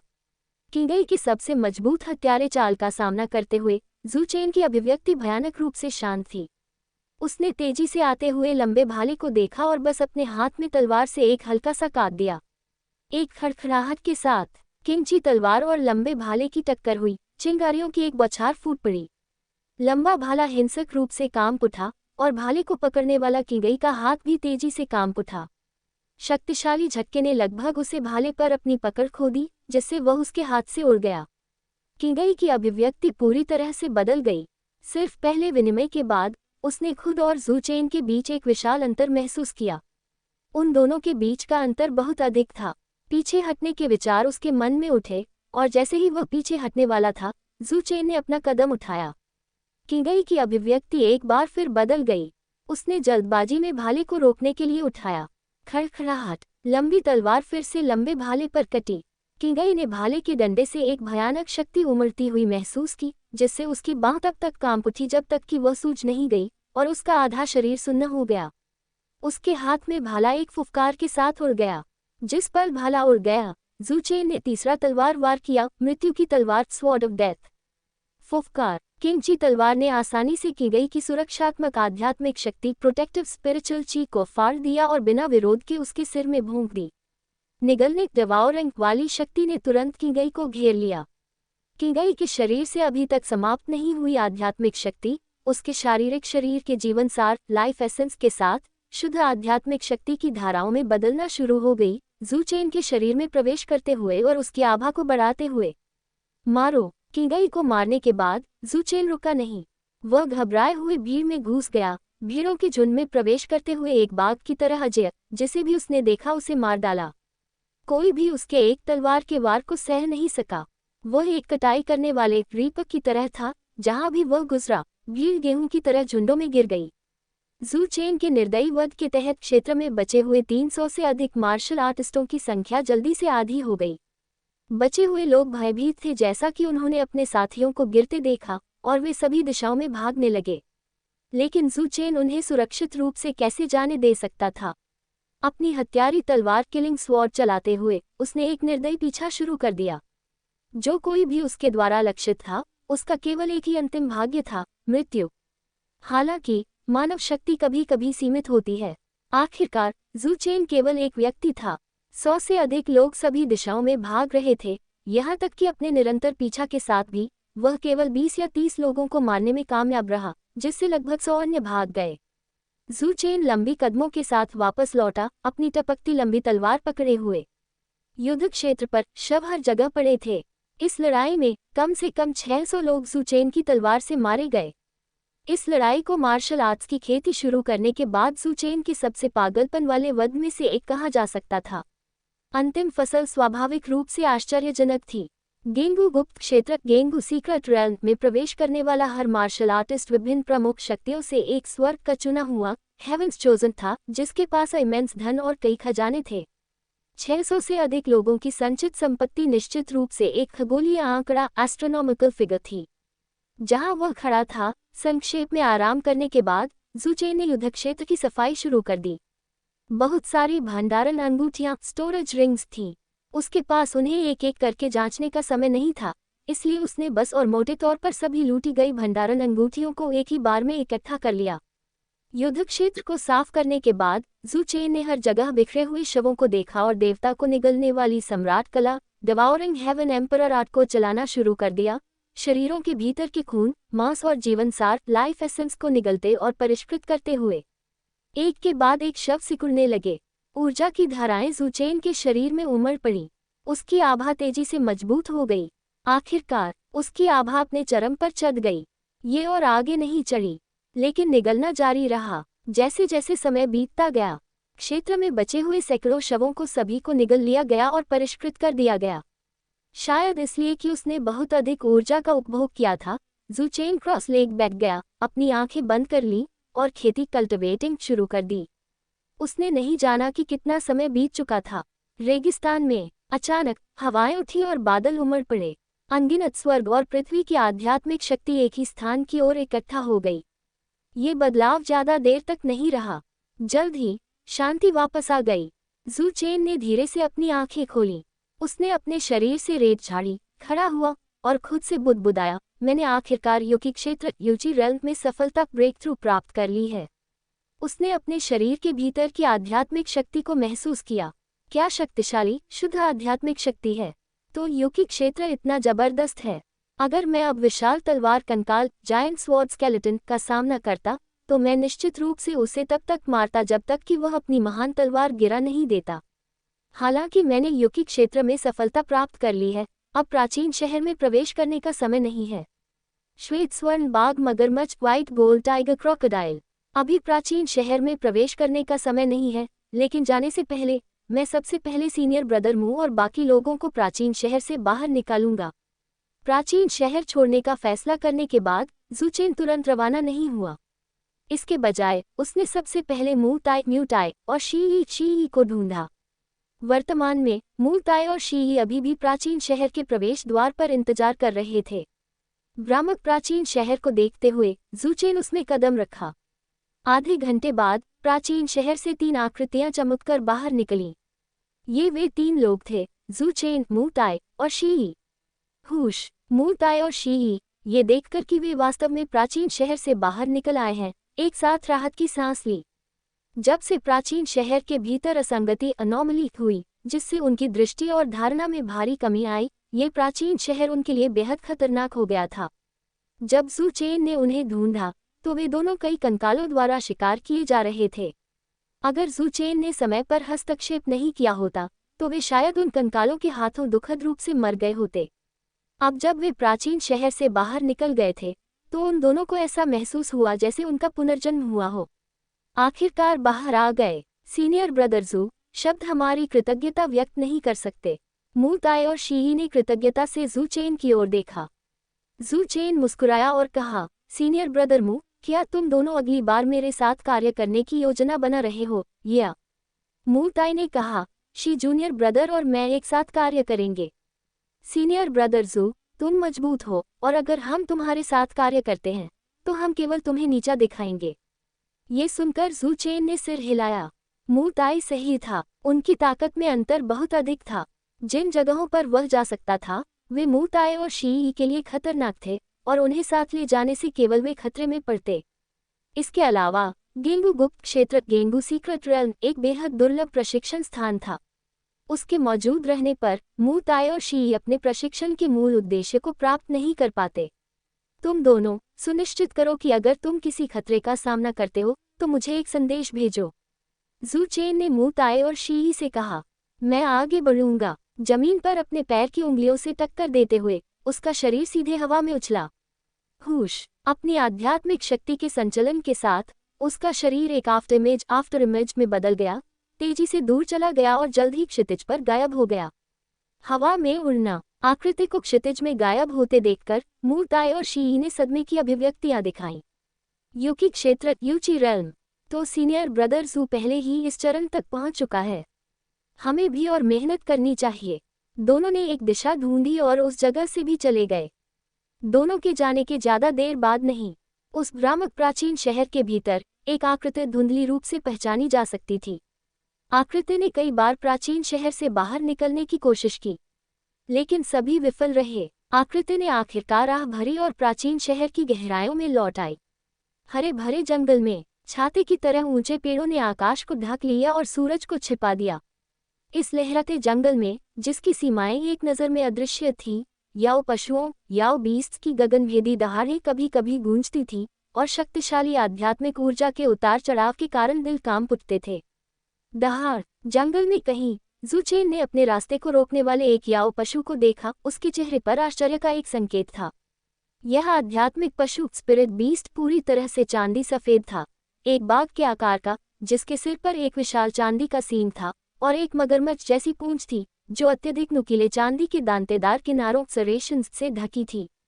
जब वह झूलती थी तो तलवार शक्ति आपस में गुंथी होती थी, आसानी से हवा को फाड़ देती थी। श्वेत स्वर्ण बाघ मगरमच्छ, व्हाइट गोल्ड टाइगर क्रोकोडाइल, एक चौथे स्थान का निम्न श्रेणी 4th रैंक लो ग्रेड याओ पशु। इसकी ताकत एक यूकी क्षेत्र तेरी परत यूची realm triple layer martial artist के बराबर थी। इसका पूरा शरीर चट्टान की तरह कठोर था, तलवारों और चाकुओं के लिए अभेद्य। इसकी पूंछ एक आरी की तरह, एक चाकू की तरह तेज थी जो धातु को फाड़ने में सक्षम थी, और इसमें एक बाघ की फुर्तीली और तेज गति थी। रक्षा, हमला, गति तीनों पूरे थे। श्वेत स्वर्ण बाघ मगरमच्छ चौथे स्थान के निम्न श्रेणी याओ पशुओं के बीच एक बेहद परेशान करने वाला याओ पशु था। कुछ मार्शल आर्टिस्ट श्वेत स्वर्ण बाघ मगरमच्छ से लड़ने के बजाय एक चौथे स्थान के मध्यवर्ती याओ पशु 4th रैंक इंटरमीडिएट याओ बीस्ट का सामना करना पसंद करेंगे, क्योंकि श्वेत स्वर्ण बाघ मगरमच्छ में लगभग कोई कमजोरी नहीं थी। इसे मारने के लिए केवल निरपेक्ष ताकत, एब्सोल्यूट स्ट्रेंथ से ही इसे दबाया जा सकता था। श्वेत स्वर्ण बाघ मगरमच्छ जो ज़ूचेन के रास्ते को रोक रहा था, उसने बाद वाले को स्पष्ट रूप से शिकार माना था, और इस क्षण में ज़ूचेन ने भी यही किया। श्वेत स्वर्ण बाघ मगरमच्छ को नापते हुए उसने अपने होंठ चाटे, अपना शरीर हिलाया और सीधे श्वेत स्वर्ण बाघ मगरमच्छ की ओर चार्ज किया। उसके दाएं हाथ की 2 उंगलियां एक तलवार में झुकी हुई थीं और उसकी उंगलियों की नोक तलवार की अदम्य अवधारणा अनडोमिटेबल कॉन्सेप्ट ऑफ स्वॉर्ड से उमड़ रही थी। एक पल में एक अत्यंत तेज आभा उसके उंगलियों की नोक से फैल गई। दहाड़! श्वेत स्वर्ण बाघ मगरमच्छ ज़ू चेन को सक्रिय रूप से उस पर चार्ज करते देखकर उकसाया गया प्रतीत हुआ। उसने आकाश पर दहाड़ा और उसकी पूंछ, जो धातु को फाड़ने में सक्षम थी, हिंसक रूप से बाहर निकली। धमाका धमाका धमाका! ये वार आश्चर्यजनक रूप से शक्तिशाली था। हवा ही फट गई, गहरी गूंज वाली आवाजें उत्पन्न हुईं। विशाल पूंछ ने ज़ू चेन के शरीर पर जोर से वार किया, लेकिन कोई टक्कर की आवाज नहीं आई। इसके बजाय ये सीधे ज़ू चेन के शरीर से गुजर गई। यह एक आफ्टर इमेज था। मैं यहाँ हूँ। ज़ू चेन की आवाज अचानक सीधे श्वेत स्वर्ण बाघ मगरमच्छ के ठीक ऊपर गूंज उठी। अगले ही पल एक आकृति दिखाई दी। हवा में खड़ा था। उसने ठंडे होकर अपने नीचे श्वेत स्वर्ण बाघ मगरमच्छ को देखा। यह ज़ू चेन था। उसने कटाक्ष किया और उसके शरीर के भीतर की आध्यात्मिक शक्ति भयंकर रूप से फूट पड़ी, एक झरने की तरह दहाड़ती हुई, श्वेत स्वर्ण बाघ मगरमच्छ को दबाते हुए। एक विशाल पहाड़ की तरह इसने सीधे श्वेत स्वर्ण बाघ मगरमच्छ के विशाल शरीर को नीचे दबाया, जिससे वह धंस गया और अपना संतुलन खो दिया। फिर अपनी 2 उंगलियों से तलवार शक्ति उमड़ती हुए उसने बिना किसी झिझक के नीचे वार किया। तलवार शक्ति बिजली की तरह भयंकर रूप से श्वेत स्वर्ण बाघ मगरमच्छ के सिर में भोंक दी। मांस से कटने वाले ब्लेड की अपेक्षित मंद आवाज नहीं आई, न ही खून बिखरने का कोई दृश्य था। इसके बजाय केवल खड़खड़ाहट, चिंगारियां उड़ी। पहाड़ों को फाड़ने में सक्षम तेज तलवार शक्ति श्वेत स्वर्ण बाघ मगरमच्छ के सिर पर ऐसे लगी जैसे वह गहरे सोने प्रोफाउंड गोल्ड से टकराए हो, जिससे उसे कोई नुकसान नहीं हुआ। ज़ू चेन ने शायद इसकी अपेक्षा की थी और इस दृश्य को देखकर उसने आश्चर्यचकित अभिव्यक्ति नहीं दिखाई। बुरा नहीं, इसने वास्तव में मेरी हमला शक्ति के 10वें हिस्से को सह लिया। हाँ, पिछला वार सिर्फ एक छोटा सा परीक्षण था। उसने अपनी लड़ाई की शक्ति का केवल 10वां हिस्सा इस्तेमाल किया था। दहाड़! अपने सिर में असीम दर्द ने श्वेत स्वर्ण बाघ मगरमच्छ को उन्माद में धकेल दिया। उसने दहाड़ा और उसकी विशाल पूंछ असीम बल के साथ एक बार फिर ज़ू चेन की ओर भयंकर रूप से झपटी। थप्पड़! ज़ू चेन ने झटकती हुई विशाल पूंछ को देखा भी नहीं। उसने बस अपना हाथ उठाया और धीरे से उसे पकड़ लिया। धातु को फाड़ने में सक्षम विशाल पूंछ आसानी से उसके हाथ में पकड़ी गई। असीम टकराव बल ने उसे जरा भी नहीं हिलाया। श्वेत स्वर्ण बाघ मगरमच्छ, बस इतना ही। ज़ू चेन ने निराशा में सिर हिलाया। युकी क्षेत्र में सफलता प्राप्त करने के बाद वह मूल रूप से अपनी ताकत का अभ्यास और परीक्षण करने के लिए श्वेत स्वर्ण बाघ मगरमच्छ का उपयोग करना चाहता था। लेकिन अब ऐसा लगता था कि श्वेत स्वर्ण बाघ मगरमच्छ उसकी ताकत का परीक्षण करने के लिए पर्याप्त नहीं था। चूंकि इसका अब कोई उपयोग नहीं था, इसलिए श्वेत स्वर्ण बाघ मगरमच्छ को जीना जारी रखने की कोई आवश्यकता नहीं थी। मर जाओ! उसने श्वेत स्वर्ण बाघ मगरमच्छ की विशाल पूंछ पकड़ी और अपनी एकल बांह के मामूली बल के साथ उसने वास्तव में 10 टन भारी श्वेत स्वर्ण बाघ मगरमच्छ को उठाया, फिर तारांकन उसे नीचे दे मारा। एक धमाके के साथ श्वेत स्वर्ण बाघ मगरमच्छ एक गेंद की तरह ज़ू चेन द्वारा उठाया गया और फिर जमीन पर जोर से टकराया गया। पृथ्वी तुरंत फट गई। श्वेत स्वर्ण बाघ मगरमच्छ भी एक दहशत में फेंक दिया गया। उसकी चेतना स्पष्ट थी और उसके शरीर के भीतर से हड्डियों के चटकने की आवाज गूंज उठी। धमाका! ज़ू चेन का जाने देने का कोई इरादा नहीं था। उसने श्वेत स्वर्ण बाघ मगरमच्छ को झुलाया और बलपूर्वक फिर से नीचे दे मारा।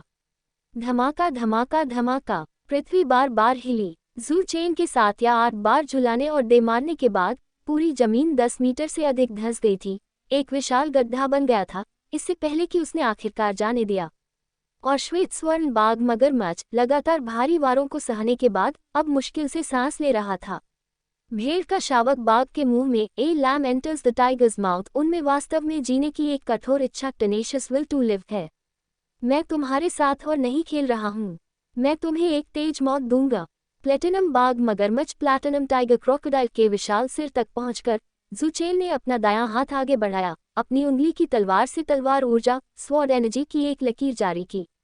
एक मुलायम फुस की आवाज के साथ इसने सीधे प्लेटिनम बाघ मगरमच्छ के सिर को भेदा, उसे तुरंत मार डाला। प्लेटिनम बाघ मगरमच्छ की रक्षा मजबूत है, लेकिन मैंने केवल अपनी ताकत का $30% इस्तेमाल किया और यह इसकी रक्षा को तोड़ने के लिए पर्याप्त था। ये कहने के बाद जू चेन ने देवता को निगलने वाली सम्राट कला डिवाउरिंग हेवन एम्परर टेक्निक को सक्रिय किया। लगभग 1 दर्जन सांसों के बाद विशाल प्लेटिनम बाग मगरमच्छ के भीतर का जीवन सार लाइफ एसेंस पूरी तरह से निकल चुका था, जिससे वह ऊर्जा से रहित एक निर्जीव शव बन गया था। हालांकि प्लेटिनम बाग मगरमच्छ बहुत मजबूत नहीं है, लेकिन इसकी आंतरिक ऊर्जा बहुत प्रचुर है। अगर हमें ऐसे और 10 या 8 मिल जाते हैं तो मेरे लिए क्यूई नियंत्रण क्षेत्र ची कंट्रोल रेल के दूसरे स्तर तक पहुंचना बस पास ही होगा। ताइशांग राज्य टाइशांग किंगडम में चौथे टियर शैतानी जानवरों 4th टियर डेमोनिक बीस्ट्स की संख्या बेहद सीमित है, जिससे उनका बड़े पैमाने पर शिकार करना अविश्वसनीय रूप से मुश्किल हो जाता है। प्राचीन गुप्त क्षेत्र आध्यात्मिक ऊर्जा में समृद्ध है और हर 3 साल में एक बार खुलता है, जिससे ये राक्षसों मॉन्स्टर्स के विकास और प्रजनन के लिए बहुत उपयुक्त हो जाता है। यहाँ काफी चौथे क्रम के राक्षस हैं। मैं थोड़ी देर तक आगे चला। जू चेन को कोई शैतानी जानवर नहीं मिला, लेकिन इसके बजाय कई सूक्ष्म आभाओं का पता चला। उसके होठों पर एक ठंडी मुस्कान खेली। उसने तुरंत दुश्मन को सचेत नहीं किया। इसके बजाय वह आगे बढ़ता रहा, एक खुली जगह ढूंढी, क्रॉस लेग बैठ गया, अपनी आंखें बंद कर लीं और अभ्यास करना शुरू कर दिया।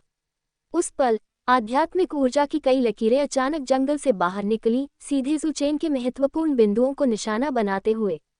ये हमला बहुत अचानक और बहुत तेजी से आया था। अगर जू चेन तैयार नहीं होता और वास्तव में खेती में प्रवेश कर चुका होता, तो वह निश्चित रूप से इस भयानक भाग्य का शिकार होता। जैसे ही आध्यात्मिक ऊर्जा की कई लकीरें जू चेन पर वार करने वाली थी, जू चेन, जो खेती में डूबा हुआ था, अचानक अपनी आंखें खोली और उसके शरीर के चारों ओर तलवार ऊर्जा का एक बाधा दिखाई दी।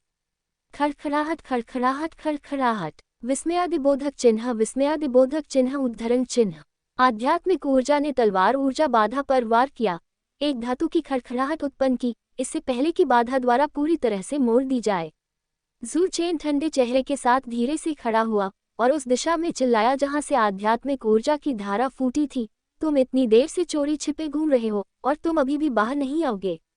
हे, युवा master chain, young master chain से जैसा अपेक्षित था, तुम वास्तव में अद्भुत हो। जू चेन का स्वागत एक मुलायम हंसी से हुआ। इसके तुरंत बाद 4 आकृतियां धीरे धीरे जंगल से बाहर निकलीं। चारों लोगों के चेहरे साफ देखने के बाद जू चेन ने थोड़ा भौहें उठाईं, क्योंकि वह उन चारों को जानता था। सटीक होने के लिए उनमें से 3 पुराने परिचित थे। वे फ्लोइंग क्लाउड संप्रदाय फ्लोइंग क्लाउड सेक्ट के डियन झांग पशु वश संप्रदाय बीस्ट टेमिंग सेक्ट के डिंग मियाओ चेन परिवार चैन फैमिली के चेन दाउटियन चैन दाउशन और लाल पत्ती संप्रदाय रेड लीफ सेक्ट के डू सेन हैं। पहले 3 ने उस पर हमला किया। ये कुछ हद तक समझने योग्य है, क्योंकि उनके बीच संघर्ष का इतिहास था और उन्होंने राजधानी शहर में भी उस पर हमला किया था। लाल पत्ती गेट रेड लीफ गेट के डू सेन ने क्यों हमला किया, उसे याद नहीं है कि उसने दूसरे पक्ष को नाराज किया हो, लेकिन अभी भी 4 हमलों में से एक विपक्षी द्वारा शुरू किया गया था। जू चेन ने सिर हिलाया। लाल पत्ती संप्रदाय के डू सेन ने उस पर हमला क्यों किया, यह अब महत्वपूर्ण नहीं है। क्या मायने रखता है कि चूंकि दूसरे पक्ष ने उस पर हमला करने का विकल्प चुना, तो उसे मरने के लिए तैयार रहना चाहिए। तो ये तुम चारों हो। जू चेन ने अपने विपरीत चारों लोगों को बाएं से दाएं देखा, फिर थोड़ा मुस्कुराया और मजाक में कहा, तुम में से 3 क्यूई नियंत्रण क्षेत्र के पहले स्तर पर हैं और 1 क्यूई नियंत्रण क्षेत्र के दूसरे स्तर पर है। हे, ऐसा लगता है कि तुमने प्राचीन गुप्त क्षेत्र में अपने समय के दौरान काफी अवसर प्राप्त किए हैं। कोई आश्चर्य नहीं कि तुमने मुझसे मिलने के बाद दौड़ा नहीं, बल्कि इसके बजाय मेरा शिकार करने की तैयारी की। लेकिन अगर तुम मेरा शिकार करना चाहते हो, तो तुम चारों बददिमाग कहीं से भी पर्याप्त नहीं हो। जू चेन ने सच कहा।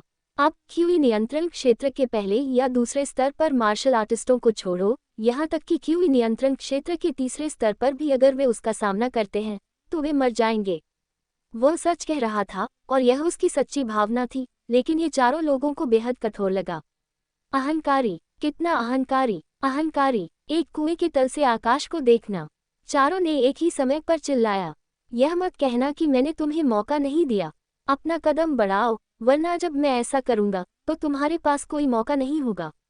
जू चेन ने धीरे से कहा, अपना दायां हाथ आगे बढ़ाते हुए। ये सुनकर उन चारों ने धीरे से अपनी मुस्कान को दबा दिया। ईमानदारी से खुद से पूछो, वे अभी भी जू चेन से बेहद सतर्क थे, अन्यथा वे चारों एक साथ कार्य नहीं करते। जू चेन को एक पल के लिए घूरने के बाद डियन झांग ने अपना हाथ हिलाया और कहा, चूंकि वह मरने के लिए इतना उत्सुक है तो हम उसकी इच्छा पूरी करेंगे। डेंग मियाओ और अन्य दो मुस्कुराए। जैसे ही उन्होंने एक कदम आगे बढ़ाया, आध्यात्मिक ऊर्जा का एक शक्तिशाली उछाल तुरंत फूट पड़ा। उनकी निगाहें मिली और अगले ही पल वे सभी एक साथ फट पड़े। वे चारों चीलों की तरह बाहर निकले। उनके शक्तिशाली हमलों ने जू चेन को पूरी तरह से घेर लिया। उन्होंने शुरुआत से ही पूरी ताकत लगा दी, जिसका लक्ष्य जू चेन को एक ही झटके में मार डालना था। हालांकि चारों के संयुक्त हमले का सामना करते हुए जू चेन का थोड़ा अपरिपक्व चेहरा भयानक रूप से शांत रहा और उसकी खूबसूरत आंखों में भी आलस्य का संकेत था। जाहिर है, डियन झांग सहित वे चारों उसे गंभीरता से लेने के लिए पर्याप्त नहीं थे। हवा से एक फुफकार की आवाज आई। जैसे ही चार हमले वार करने वाले थे, जू चेन ने धीरे से चलना शुरू कर दिया। जू चेन का शरीर थोड़ा डगमगाया। एक आफ्टर इमेज पीछे छोड़ गया जो असली चीज से लगभग अभेद्य था। डियन झांग और अन्य तीनों के हमले तब बरसने लगे, पूरी तरह से आफ्टर इमेज को घेर लिया। भयानक ऊर्जा के उतार चढ़ाव ने आफ्टर इमेज को टुकड़ों में फाड़ दिया और पृथ्वी टुकड़ों में बिखर गई। आसपास के फूल, पौधे और पेड़ प्रभाव के आफ्टरशॉक्स के तहत धूल में कम हो गए और गायब हो गए। ये सिर्फ एक आफ्टर इमेज है। विस्मयादिबोधक चिन्ह, उद्धरण चिन्ह। चारों लोगों के चेहरों पर मुस्कानें अचानक जम गईं और फिर उनकी अभिव्यक्तियां अचानक बदल गईं क्योंकि उन्होंने आश्चर्य से कहा। जैसे ही उन्होंने आश्चर्य में चिल्लाया, हवा जितनी तेज एक आकृति चुपचाप डूसेन के पीछे दिखाई दी और फिर एक उंगली आगे बढ़ाया। उंगलियों के सिरों से तलवार ऊर्जा फूटती है। तेज तलवार ऊर्जा सोने को फाड़ सकती है और पत्थर को तोड़ सकती है। डूसेन ने अपने पीछे घातक तलवार ऊर्जा महसूस की और उसकी अभिव्यक्ति पूरी तरह से बदल गई। लेकिन बहुत देर हो चुकी थी। इससे पहले कि वह खुद को बचाने के लिए मुड़ पाता, तलवार ऊर्जा ने पहले ही अपनी सुरक्षात्मक आध्यात्मिक ऊर्जा, प्रोटेक्टिव स्पिरिचुअल एनर्जी को फाड़ दिया था, अपनी त्वचा को फाड़ दिया था और उसके दिल को चूर कर दिया था। एक झटके में मार डालना। डूसेन की भयानक अभिव्यक्ति पूरी तरह से जम गई। क्या असंभव! उसने ऐसा कैसे किया? जब डियन झांग और अन्य दो ने डूसेन को तुरंत मरते देखा तो वे सभी हैरान रह गए। जू चेन ने न केवल उनके संयुक्त हमले को चकमा दिया, बल्कि उनमें से एक को भी तुरंत मार डाला। ये परिणाम कुछ ऐसा था जिसकी उन्होंने अपेक्षा नहीं की थी और सपने में भी देखने की हिम्मत नहीं की थी। अलग मत हो, वह बहुत तेज है, हम उसे एक एक करके हमें नीचे नहीं लाने दे सकते, डियन झांग ने जोर से कहा। हालांकि उसके बोलते ही एक और चीख गूंज उठी। जू चेन अचानक डेंग मियाओ के सामने दिखाई दिया, अपनी उंगली को तलवार के रूप में इस्तेमाल करते हुए। अपनी कलाई के एक झटके के साथ तलवार ऊर्जा हवा में घूम गई, डेंग मियाओ का सिर काट दिया। चारों में से दो को तुरंत मार दिया गया। बचे हुए दो लोग भी असीम आतंक से ग्रस्त थे। उन्होंने स्पष्ट रूप से ये सब योजना बनाई थी, जू चेन का शिकार करने के लिए सेना में शामिल होना। लेकिन अब ऐसा लगता है जैसे उन चारों ने खुद को बांध लिया और स्वेच्छा से खुद को जू चेन को समर्पित कर दिया। ये क्षण वे भयभीत थे। मुझे भी अफसोस हुआ, लेकिन कोई वापसी नहीं है। अगर आप कोई गलती करते हैं तो आपको परिणामों का सामना करना होगा। मृत्यु ही उनका एकमात्र रास्ता था। मर जाओ। जू चेन की भावहीन ठंडी आवाज एक मौत की घंटी की तरह डियन झांग और चेन दाओटियन के कानों तक पहुंची, जिससे उनकी रीढ़ में ठंडक दौड़ गई। प्राचीन कब्र, एंशिएंट टूम। मर जाओ। जू चेन की डरावनी आवाज एक मौत की सजा की तरह डियन झांग और चेन दाओटियन के कानों तक पहुंची, जिससे वे डर से कांप उठे। भागो। भयभीत होकर दोनों ने विरोध करने की सभी इच्छा खो दी और एक साथ दो अलग अलग दिशाओं में तेज हो गए। ये देखकर जू चेन बिल्कुल भी नहीं झिझका। वह चमका और चेन दाओटियन के पीछे दिखाई दिया। उसने हवा में अपनी उंगली से इशारा किया और तलवार ऊर्जा का एक बिंदु बाहर निकल गया। एक फुफकार के साथ इसने सीधे बाद वाले के दिल को छेदा। गति के कारण चेन दाओटियन कुछ और कदम आगे दौड़ा और आखिरकार लड़खड़ाया और जमीन पर घुटने टेक दिए। अपने शरीर में जीवन सार, लाइफ एसेंस को तेजी से निकलते हुए महसूस करते हुए उसकी आंखों में अफसोस दिखाई दिया। अगर उसने जू चेन को निशाना नहीं बनाया होता और इस शिकार में भाग नहीं लिया होता तो जू चेन नहीं मरता। दया, कोई क्या होता अगर नहीं होता? अगर आप कुछ करते हैं तो आपको उसके अनुसार कीमत चुकानी पड़ती है। जैसे ही चेन दाओटियन ने अपनी आखिरी सांस ली, जू चेन घूम गया और डियन झांग का पीछा किया। चेन दाओटियन को मारने में लगे कम समय में डियन झांग पहले ही कई हजार मीटर दूर भाग चुका था। जंगल और भूभाग के आवरण के साथ वह आसानी से पीछा करने से बच सकता था। क्यूई नियंत्रण क्षेत्र ची कंट्रोल रेल के एक विशेषज्ञ को भी ऐसे वातावरण में उसका पता लगाना मुश्किल होता। डियन झांग स्पष्ट रूप से जू चेन से भयभीत था। वह अपने जीवन के लिए दौड़ा, शायद ही अपनी चोटों की परवाह करते हुए। अभी उसके दिमाग में केवल एक ही शब्द है, भागो भागो भागो।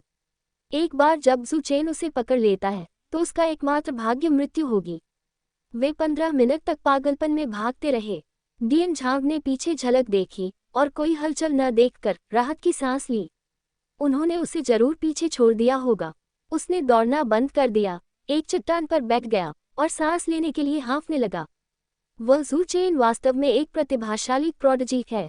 उसने इतनी कम उम्र में क्यूई नियंत्रण क्षेत्र में सफलता प्राप्त की और उसकी लड़ाई की ताकत भयानक है। मैं अब उसका मुकाबला नहीं कर सकता। मुझे प्राचीन गुप्त क्षेत्र छोड़ने से पहले उससे बचना होगा। वह बहुत असाधारण है, उसे शुरुआत में ही कुचल देना चाहिए, कोई कसर नहीं छोड़ना। भले ही इसका मतलब किंगलिंग संप्रदाय किंगलिंग सेक्ट के साथ एक संप्रदाय युद्ध शुरू करना हो, हमें इसे शुरुआत में ही कुचल देना चाहिए। अन्यथा एक बार जब यह मजबूत हो जाता है तो ताइशान राज्य में इसे रोकने वाला कोई नहीं होगा। डियन झांग ने अपना मन बना लिया है। गुप्त क्षेत्र छोड़ने के बाद हमें संयुक्त रूप से जू चेन को मारने के लिए अन्य शक्तियों के साथ एकजुट होना चाहिए। ये सोचकर कि जू चेन जल्द ही विभिन्न शक्तियों के घेराव और हमले के बीच कम उम्र में मर जाएगा, उसके होठों पर अनजाने में एक मुस्कान आ गई। तुम अच्छे मिजाज में लगते हो। एक मुलायम हंसी अचानक गूंज उठी। सफलतापूर्वक जू चेन को घेरने और मारने की खुशी में डूबे हुए डियन झांग इन शब्दों को सुनकर हक्का बक्का रह गया और उसकी अभिव्यक्ति तुरंत बदल गई। वह एक झटके में चट्टान से उछल पड़ा। उसने सतर्कता से चारों ओर देखा। शांति। किसी ने जवाब नहीं दिया। थोड़ी देर इंतजार करने के बाद उसने एक लंबी सांस ली, ठंडे पसीने की एक बूंद पूंछते हुए। मैंने सोचा, क्या ये सिर्फ मेरी कल्पना थी? ऐसा लगता है कि जू चेन ने मेरे साथ एक मानसिक अवरोध मेंटल ब्लॉक छोड़ दिया है, जिसके कारण मुझे भ्रम हलूसिनेट हुआ है। जैसे ही वह ये सोच रहा था, मृत पत्तियों पर उसके पैरों के कदमों की सरसराहट की आवाज अचानक दूर के जंगल से आई। उसका आरामदायक मन तुरंत तनावग्रस्त हो गया और उसने आवाज की दिशा में ऊपर देखा। क्योंकि वहां काफी अंधेरा था, वह इसे साफ नहीं देख सका। वह केवल अस्पष्ट रूप से एक आकृति को धीरे धीरे अपनी ओर चलते हुए देख सका। कौन? वह डर से एक कदम पीछे हट गया। जू चेन, क्या वह तुम हो? उसका शरीर डर से कांपना शुरू हो गया था। जो व्यक्ति आया वह बोला नहीं, लेकिन चुपचाप चलता रहा। हर कदम उसके दिल पर एक भारी हथौड़ा चलाने जैसा था, जिससे वह और अधिक पीला पड़ गया। जैसे ही आकृति धीरे धीरे करीब आई, वह स्पष्ट रूप से समझ सका कि वह व्यक्ति जू चेन था। भागो! उसका डर तुरंत फूट पड़ा और बिना सोचे वह मुड़ा और भाग गया। तुम भाग नहीं सकते। हालांकि वह केवल कुछ कदम ही दौड़ा था जब जू चेन की आवाज उसके सामने से आई। डियन झांग अचानक अपने रास्ते में रुक गया। ठंडे पसीने की एक बूंद उसके माथे से फिसल गई। अगले ही पल वह मुड़ा और फिर भाग गया। अभी भी अपने भाग्य को स्वीकार नहीं कर रहे हो? जू चेन की आकृति अजीब तरह से उसके सामने फिर से दिखाई दी। ये जानते हुए कि उसके पास भागने का कोई रास्ता नहीं है, डियन झांग का चेहरा एक भयंकर अभिव्यक्ति में मुड़ गया। एक कमजोर गुर्राहट के साथ उसने जू चेन की ओर चार्ज किया। उसने हताश होकर काम करना शुरू कर दिया। हमें लड़कर बाहर निकलना चाहिए। हालांकि निरपेक्ष शक्ति एब्सोल्यूट पावर के सामने उसके हताश प्रयास पूरी तरह से अनावश्यक थे। जू चेन ने इशारा किया, एक मुलायम फुफकार के साथ। डियन झांग का बायां घुटने का जोर सीधी तलवार ऊर्जा की एक लकीर से भेदा गया। डियन झांग ने एक चीख निकाली, उसका दौड़ता हुआ शरीर लड़खड़ाया और वह सीधी जमीन पर गिर गया। इससे पहले कि वह फिर से उठ पाता, एक बड़ा पैर पहले ही उसके सिर पर जोर से पड़ चुका था। डियन झांग, जब तुम मुझे मारना चाहते थे, तो क्या तुमने कभी कल्पना की थी कि ये दिन आएगा? एक ठंडी आवाज धीरे से जू चेन के होंठों से निकली। उसका चेहरा ठंडा और कठोर था जब उसने अपने उच्च दृष्टिकोण से डियन झांग को नीचे देखा। तुम कभी अहंकारी और हावी डोमिनियरिंग थे, जिसे ताइशान राज्य के 8 युवा मास्टरों का प्रमुख माना जाता था, उच्चतम गौरव का आनंद लेते थे। लेकिन तुम्हारी गलती मुझे मारने की कोशिश करना थी। तुम्हारी सबसे बड़ी गलती आरक्षण रिजर्वेशंस रखना थी। तुम्हें उस समय किसी भी कीमत पर मुझे शुरुआत में ही कुचल देना चाहिए था। तुम अब एक मरे हुए कुत्ते की तरह हो, पूरी तरह से मेरी दया पर हो। क्या तुम्हारे कोई अंतिम शब्द हैं? जू चेन के शब्द स्टील सुइयों की तरह डियन झांग की छाती में घुस गए। हर शब्द जो उसने बोला, उसका चेहरा थोड़ा और पीला पड़ गया। अब उसे अफसोस है। उसे अफसोस हुआ कि उसने किसी भी कीमत पर जू चेन को शुरुआत में ही नहीं कुचला, जिससे उसकी अपनी मौत हो गई। कोई अंतिम शब्द नहीं, अगर नहीं तो शांति से मर जाओ। जैसे ही उसने बात की, तलवार ऊर्जा जू चेन की उंगलियों के आसपास घूमने लगी। उसने डियन झांग को मारने का इरादा किया। जू चेन के शब्द सुनकर डियन झांग आखिरकार अपने अफसोस से बाहर निकला और जल्दी से चिल्लाया, रुको, मुझे मत मारो जू चेन। क्या तुम्हें ये जानने की जिज्ञासा नहीं है कि प्राचीन गुप्त क्षेत्र में प्रवेश करने के बाद मेरी ताकत और चेन दाउटियन और दूसरों की इतनी तेजी से सुधार क्यों हुआ? कोई जिज्ञासा नहीं, जू चेन ने सिर हिलाया। प्राचीन गुप्त क्षेत्र के भीतर अनगिनत अवसर प्रचुर मात्रा में हैं। सबसे बड़ी संभावना यह है कि डियन झांग और अन्य लोगों ने अपनी ताकत में सुधार किया है कि उन्होंने गुप्त क्षेत्र के भीतर ये अवसर प्राप्त किए हैं। नहीं, जल्दी से कार्य न करें, पहले मेरी बात सुनो। प्राचीन गुप्त क्षेत्र में प्रवेश करने के बाद चेन दाउटियन और मैंने विशेष माध्यमों से जल्दी से संपर्क किया। फिर हमने अवसरों की खोज के लिए मिलकर काम किया। एक राक्षस पशु डेमन बीस्ट का शिकार करते समय हमने अचानक एक प्राचीन कब्र की खोज की। कब्र में अनगिनत खजाने थे, लेकिन इसमें छिपे हुए खतरे भी थे। हमारे पीछे आने वाले सभी शिष्य कब्र में नष्ट हो गए, केवल हम चारों ही बचे। हालांकि हमें अद्भुत पुरस्कार भी मिले। उनमें से 3 सीधे क्यूई नियंत्रण क्षेत्र में प्रवेश कर गए और मैंने भी आगे प्रगति की। क्यूई नियंत्रण क्षेत्र के दूसरे स्तर तक पहुंच गया। डियन झांग एक पल के लिए रुका, फिर जारी रखा, हमने केवल उस प्राचीन कब्र के बाहरी क्षेत्र का पता लगाया था। हमारे अनुमान के अनुसार कब्र के अंदर गहराई में अवसर और भी अधिक आश्चर्यजनक हैं। अगर तुम मुझे न मारने का वादा करते हो तो मैं तुम्हें कब्र का स्थान बताऊंगा। जू चेन मूल रूप से डियन झांग को मारने का इरादा रखता था, लेकिन बाद वाले के शब्द सुनकर वह झिझक गया। ठीक है, मैं वादा करता हूं कि मैं तुम्हें नहीं मारूंगा। मुझे प्राचीन कब्र का स्थान बताओ। उसकी उंगलियों पर तलवार ऊर्जा समाप्त हो गई। ये देखकर डियन झांग खुशी से झूम उठा। प्राचीन कब्र दक्षिण पश्चिम में लगभग 80 मील दूर एक पहाड़ी घाटी माउंटेन वैली में स्थित है। प्रवेश एंट्री, क्या तुमने बात पूरी कर ली है? जू चेन ने पूछा। डियन झांग ने सिर हिलाया। मैंने कर ली। जू चेन ने डियन झांग को गहराई से घूर कर देखा। तुम मुझसे झूठ नहीं बोल रहे हो? डियन झांग ने कहा, नहीं, ऐसे समय में मैं तुम्हारे सामने झूठ बोलने की हिम्मत कैसे कर सकता हूँ? बहुत अच्छा, जू चेन संतुष्टि के साथ मुस्कुराया। डियन झांग की बदलती अभिव्यक्ति को देखते हुए बाद वाला झूठ नहीं बोल रहा था। चूंकि तुम झूठ नहीं बोल रहे हो तो मैं अपना वादा निभाऊंगा और तुम्हें नहीं मारूंगा। ये कहने के बाद जू चेन मुड़ा और चला गया। जू चेन की जाती हुई आकृति को देखकर डियन झांग हक्का बक्का रह गया। उसने उम्मीद नहीं की थी कि जू चेन अपना वादा निभाएगा और उसे इतनी आसानी से जाने देगा। इसके पश्चात उसके होठों पर एक ठंडी मुस्कान आ गई। वह झूठ नहीं बोल रहा था, लेकिन उसने पूरी सच्चाई भी नहीं बताई थी। उस प्राचीन कब्र में वास्तव में महान अवसर थे और उन्होंने वास्तव में केवल बाहरी क्षेत्र का पता लगाया था, लेकिन उसने सच्चाई का एक हिस्सा छिपा दिया था। वह प्राचीन कब्र बेहद खतरनाक थी। जू चेन का जिक्र न करें, यहाँ तक कि बढ़ते dragon ranking rising dragon ranking पर शीर्ष विशेषज्ञों को भी अगर वे प्रवेश करते हैं तो विनाश के खतरे का सामना करना पड़ता है। हालांकि उसके पास जू चेन को मारने की शक्ति नहीं थी, लेकिन जू चेन को एक घातक स्थिति में फंसाना और उसे मारने के लिए प्राचीन कब्र के खतरों का उपयोग करना उसके शुरुआती लक्ष्य को प्राप्त करने के रूप में माना जा सकता था। जैसे ही एक ठंडी मुस्कान उसके होठों पर फैलना शुरू हुई, जू चेन अचानक अपने रास्ते में रुक गया। डियन झांग की सवालिया निगाहों के तहत वह धीरे से मुड़ा और शांत होकर कहा, तुम काफी खुशी से मुस्कुरा रहे हो लगता है।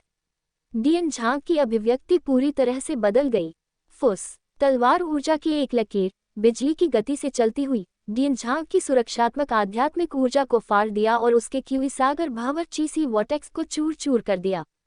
क्यूई सागर आध्यात्मिक चक्रवात स्पिरिचुअल साइक्लोन टूट गया। उसका खेती स्तर मूल रूप से बर्बाद हो गया था। उसका खेती स्तर एक ज्वार की लहर की तरह तेजी से गिर रहा था। इसमें केवल 1 दर्जन या इससे अधिक सांसें लगीं। वह एक उच्च रैंकिंग क्यूई नियंत्रण क्षेत्र प्रतिभाशाली से एक कमजोर और अस्थिर अपाहिज ट्रिपल बन गया। खतरे से भरे जंगल में होना, यहाँ तक कि सच्ची क्यूई क्षेत्र ट्रूची रैल्म के एक मार्शल आर्टिस्ट को भी लगभग निश्चित मौत का सामना करना पड़ता था, एक अपाहिज को तो छोड़ो। एक अपाहिज बनने के बाद डियन झांग इस जंगल को कभी नहीं छोड़ पाएगा और जल्द ही किसी राक्षस का भोजन बन जाएगा। जू चेन, तुमने मुझसे वादा किया था कि तुम मुझे नहीं मारोगे। तुमने अपना वादा तोड़ा है। अपने मुंह के कोने पर खून की एक बूंद के साथ डियन झांग ने जहरीले रूप से जू चेन को घूर कर देखा। मुझे बदनाम मत करो, मैंने तुम्हें नहीं मारा। जू चेन ने ईमानदारी से उसे ठीक किया। डियन झांग एक पल के लिए अवाक रह गया। जू चेन सही है, दूसरे पक्ष ने उसे नहीं मारा, लेकिन खतरे से भरे जंगल में उसकी खेती को अपन करने और उसे मारने में क्या अंतर है? उसकी खेती को अपन करने और उसे दर्द और डर में पीड़ित करने के बजाय उसे बस मार डालना बेहतर है। जू चेन, अगर तुम में हिम्मत है तो मुझे बस मार डालो। मुझे तब मार डालो। वह भयंकर रूप से दहाड़ा। ये जानते हुए कि वह बर्बाद हो गया था, उसने पागलपन में मौत की तलाश शुरू कर दी। मैं वह व्यक्ति नहीं हूं जो अपने वादे से पीछे हटता है। ये कहने के बाद जू चेन मुड़ा और चला गया। कुछ देर बाद उनके पीछे के जंगल से एक राक्षसी पशु मॉन्स्ट्रस बीस्ट की दहाड़ आई, जिसके बाद आसन मौत की एक चीख आई। जू चेन एक पल के लिए रुका, फिर चलना जारी रखा। डियन झांग द्वारा अपनी मौत से पहले दी गई जानकारी के आधार पर उसने 1 घंटे तक यात्रा की। इससे पहले कि आखिरकार एक पहाड़ी खोखला माउंटेन हॉलो खोज लिया। खड रवीन काफी खड़ी थी। आसपास की चट्टानों की दीवारों पर हरे भरे आग पाइन फायर पाइन्स उगते हैं।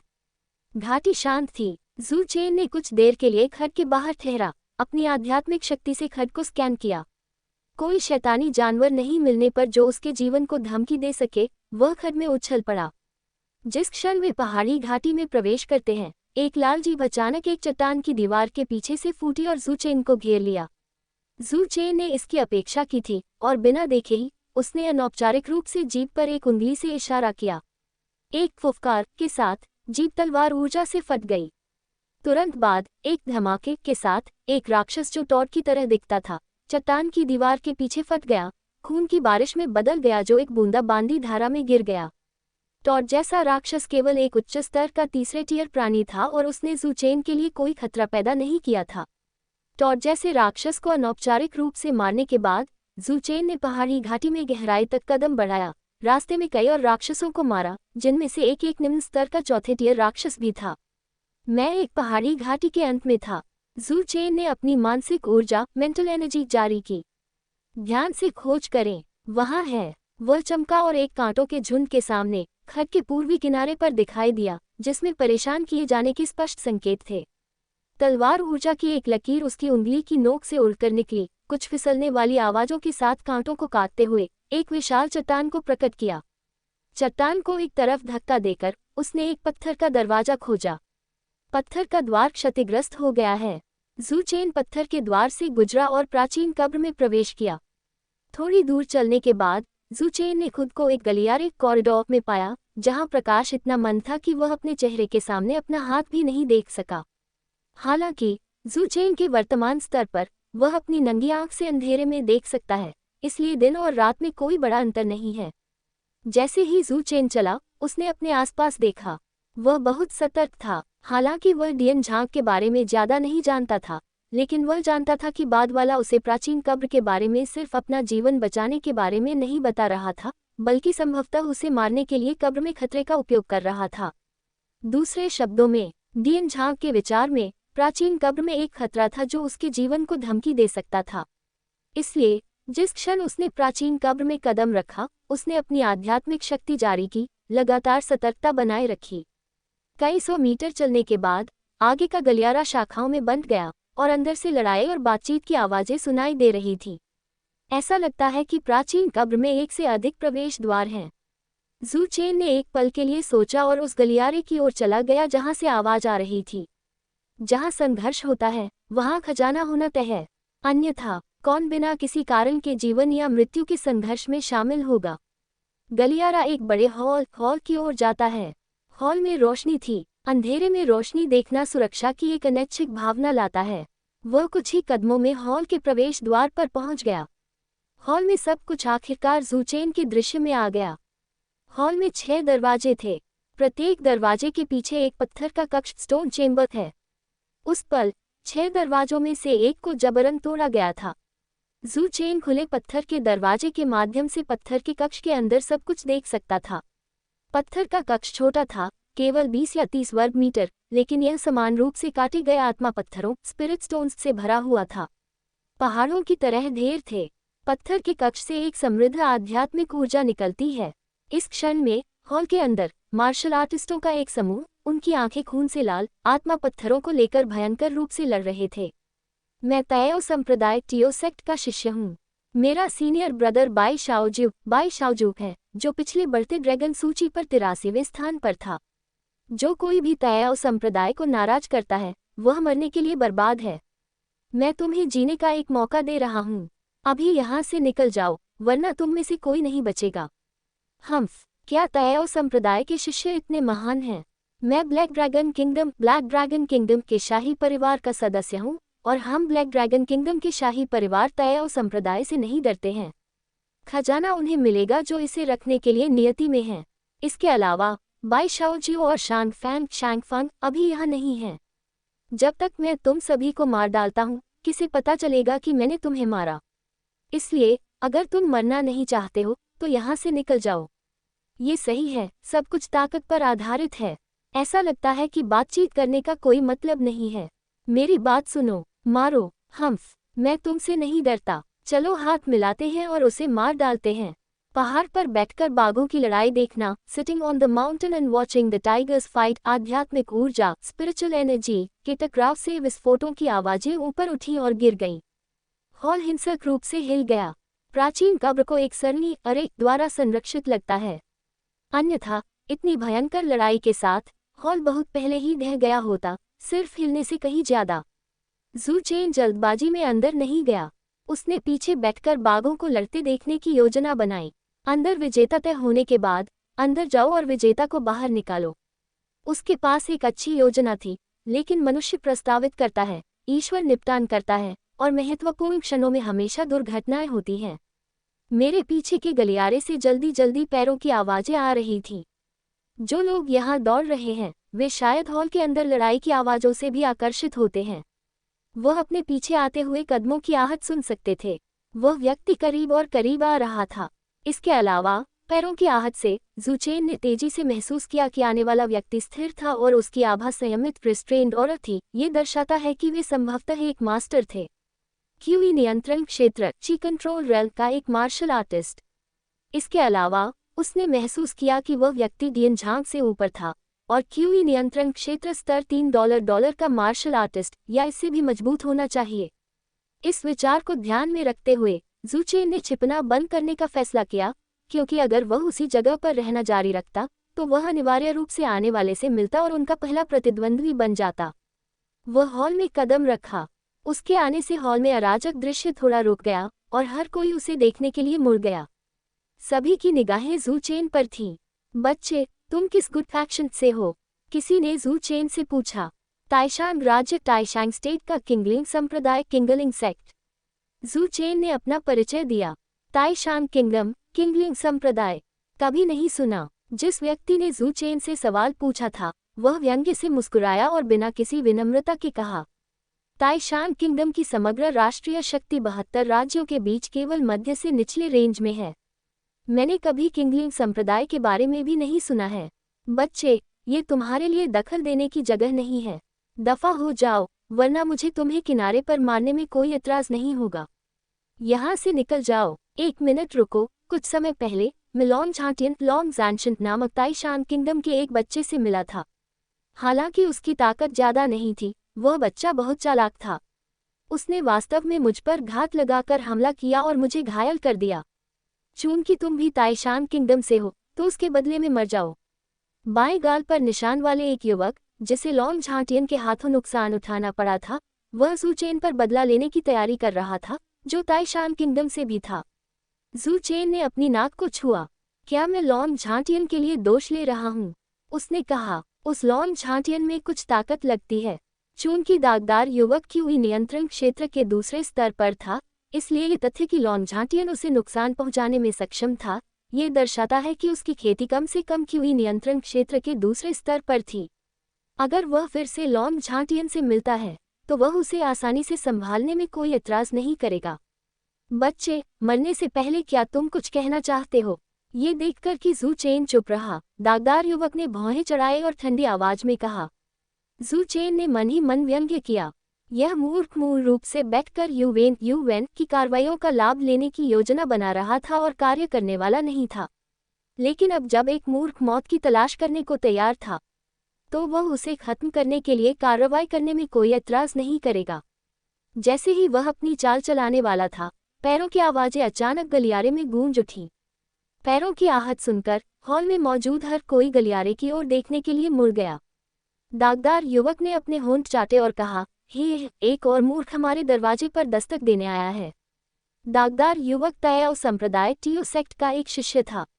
इस क्षण में ब्लैक ड्रैगन शाही परिवार ब्लैक ड्रैगन रॉयल फैमिली के योद्धाओं का नेता बैंगनी रंग के कपड़ों में एक युवक था। उसने दागदार युवक को देखा और कहा, लीकिंग, हम एक मैच क्यों नहीं करते? जो हारता है वह स्वेच्छा से इस लड़ाई से हट जाएगा। तुम्हारा क्या ख्याल है? ये सुनकर दागदार युवक की आंखें झिलमिलाहट करती थीं, वह स्पष्ट रूप से लुभाया गया था। हॉल अब 3 प्रमुख शक्तियों में विभाजित है।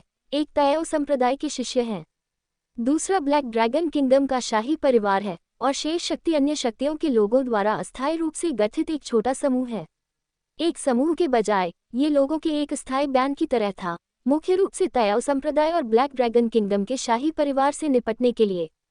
कोई तीसरी पक्ष शक्ति न तो संख्या के मामले में, न ताकत के मामले में और न सामंजस्य कोहीशन के मामले में पहले 2 शक्तियों से तुलना कर सकती है।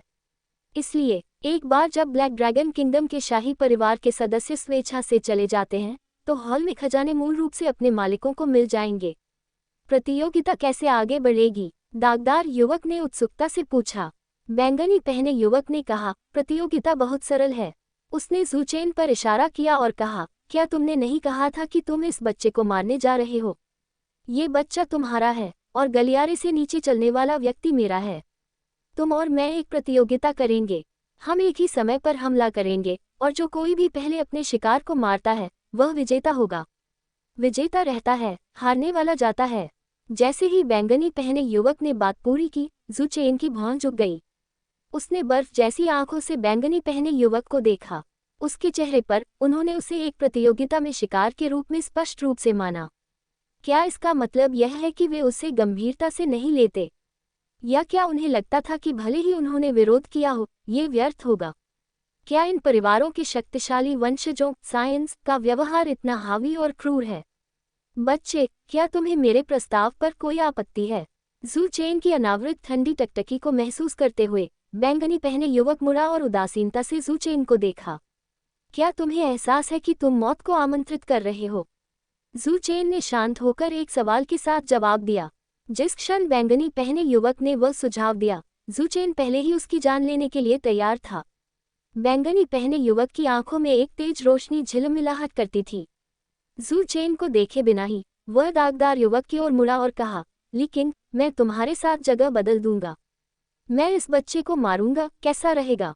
इस रवैया और स्वर ने दिखाया कि उसने जू चेन को बिल्कुल भी गंभीरता से नहीं लिया। मारना है या नहीं का सवाल जू चेन से नहीं पूछा गया था, बल्कि दूसरों से पूछा गया था, जैसे कि जू चेन पहले से ही एक कटिंग बोर्ड पर एक मछली था और उसका जीवन या मृत्यु उन दोनों द्वारा तय किया गया था। अपनी मर्जी चलाओ, ये वैसे भी एक ही कटौती की तरह है, दागदार युवक ने अनौपचारिक रूप से कहा। उसके विचार में चाहे वह जू चेन हो या उसकी ओर चलने वाला व्यक्ति, उन्हें मारने के लिए केवल एक ही झटका आवश्यक होगा और परिणाम वही होगा चाहे वह किसी को भी चुने। तब ये बच्चा मेरा है। बैंगनी युवक ने ठंडी टकटकी से जू चेन को देखा। क्या तुम्हारे कोई अंतिम शब्द हैं? इससे पहले कि जू चेन बोल सके, उसने जारी रखा, भूल जाओ, ये सिर्फ एक चींटी है। मरना ही सबका अंत है। कोई भी अंतिम शब्द एक बर्बादी होगी। उसकी आंखों में जू चेन को अंतिम संदेश छोड़ने का भी अधिकार नहीं था। वे वास्तव में नहीं जानते कि उनके लिए क्या अच्छा है। जू चेन हताशा में हंसा। यह एक बड़े होकर आदमी की तरह है जो अचानक 1 महीने के बच्चे से मिलता है जो उस पर चिल्लाता है कि वह उसे मारना चाहता है। कितना हास्यास्पद। मेरा शिकार आखिरकार आ गया है, दागदार युवक ने अचानक कहा। गलियारे में पैरों की आवाजें बहुत करीब आ रही थीं। उसने तीव्रता से गलियारे को घूरकर देखा। अपने दाएं हाथ में चाकू था। जिस क्षण वह व्यक्ति गलियारे से बाहर निकलेगा, वह क्षण होगा जब वह अपना चाकू खींचेगा और उसे मार डालेगा। हालांकि दागदार युवक ने कभी उम्मीद नहीं की थी कि उसे जिसका सामना करना पड़ेगा वह कोई व्यक्ति नहीं, बल्कि आध्यात्मिक ऊर्जा की एक मुट्ठी फिस्ट होगी। आध्यात्मिक ऊर्जा की मुट्ठी बेहद ठोस थी, जिसमें आश्चर्यजनक शक्ति और एक पहाड़ जितनी मजबूत आभा थी। यह एक आश्चर्यजनक गति से गलियारे से बाहर निकली और हॉल में टकरा गई। धड़ाम धड़ाम धड़ाम धड़ाम, विस्मयादिबोधक चिन्ह, विस्मयादिबोधक चिन्ह, उद्धरण चिन्ह। हॉल में लोग इससे बच नहीं सके। उनमें से लगभग 1/3 आध्यात्मिक ऊर्जा मुट्ठी से टकराए, उनके शरीर में विस्फोट हुआ। आध्यात्मिक ऊर्जा मुट्ठी की शेष शक्ति हॉल की पत्थर की दीवार पर जा लगी। एक जोरदार धमाके के साथ हॉल हिंसक रूप से हिल गया। अगर यह सुरक्षात्मक सरणी के लिए नहीं होता तो हॉल विस्फोटित हो गया होता और एक पल में खंडहर में कम हो जाता। दागदार युवक, जिसने एकल झटके से आने वाले को मारने का दावा किया था, समय पर चकमा दे गया, लेकिन फिर भी आध्यात्मिक ऊर्जा मुट्ठी से छू गया था। उसे टूटी हुई डोरी के साथ एक पतंग की तरह उड़ते हुए भेजा गया और आखिरकार एक शूटिंग स्टार की तरह हॉल की दीवार में टकरा गया। क्योंकि वह दूर था, बैंगनी युवक ने आध्यात्मिक मुट्ठी के मुख्य हमले से बचाव किया, लेकिन वह अभी भी अवशिष्ट शक्ति से हिल गया और उसका खून और ख्यूई उछल गया। चाहे जानबूझकर या सिर्फ भाग्य से, जू चेन की स्थिति ने उसे पूरी तरह से आध्यात्मिक ऊर्जा मुट्ठी से बचने की अनुमति दी, जिससे वह पूरी तरह से अक्षत रहा। कहानी खत्म नहीं हुई है, ये तो बस शुरुआत है। सब्सक्राइब करो एपी नोवेल नेस्ट और चलो अगली कहानी की तरफ।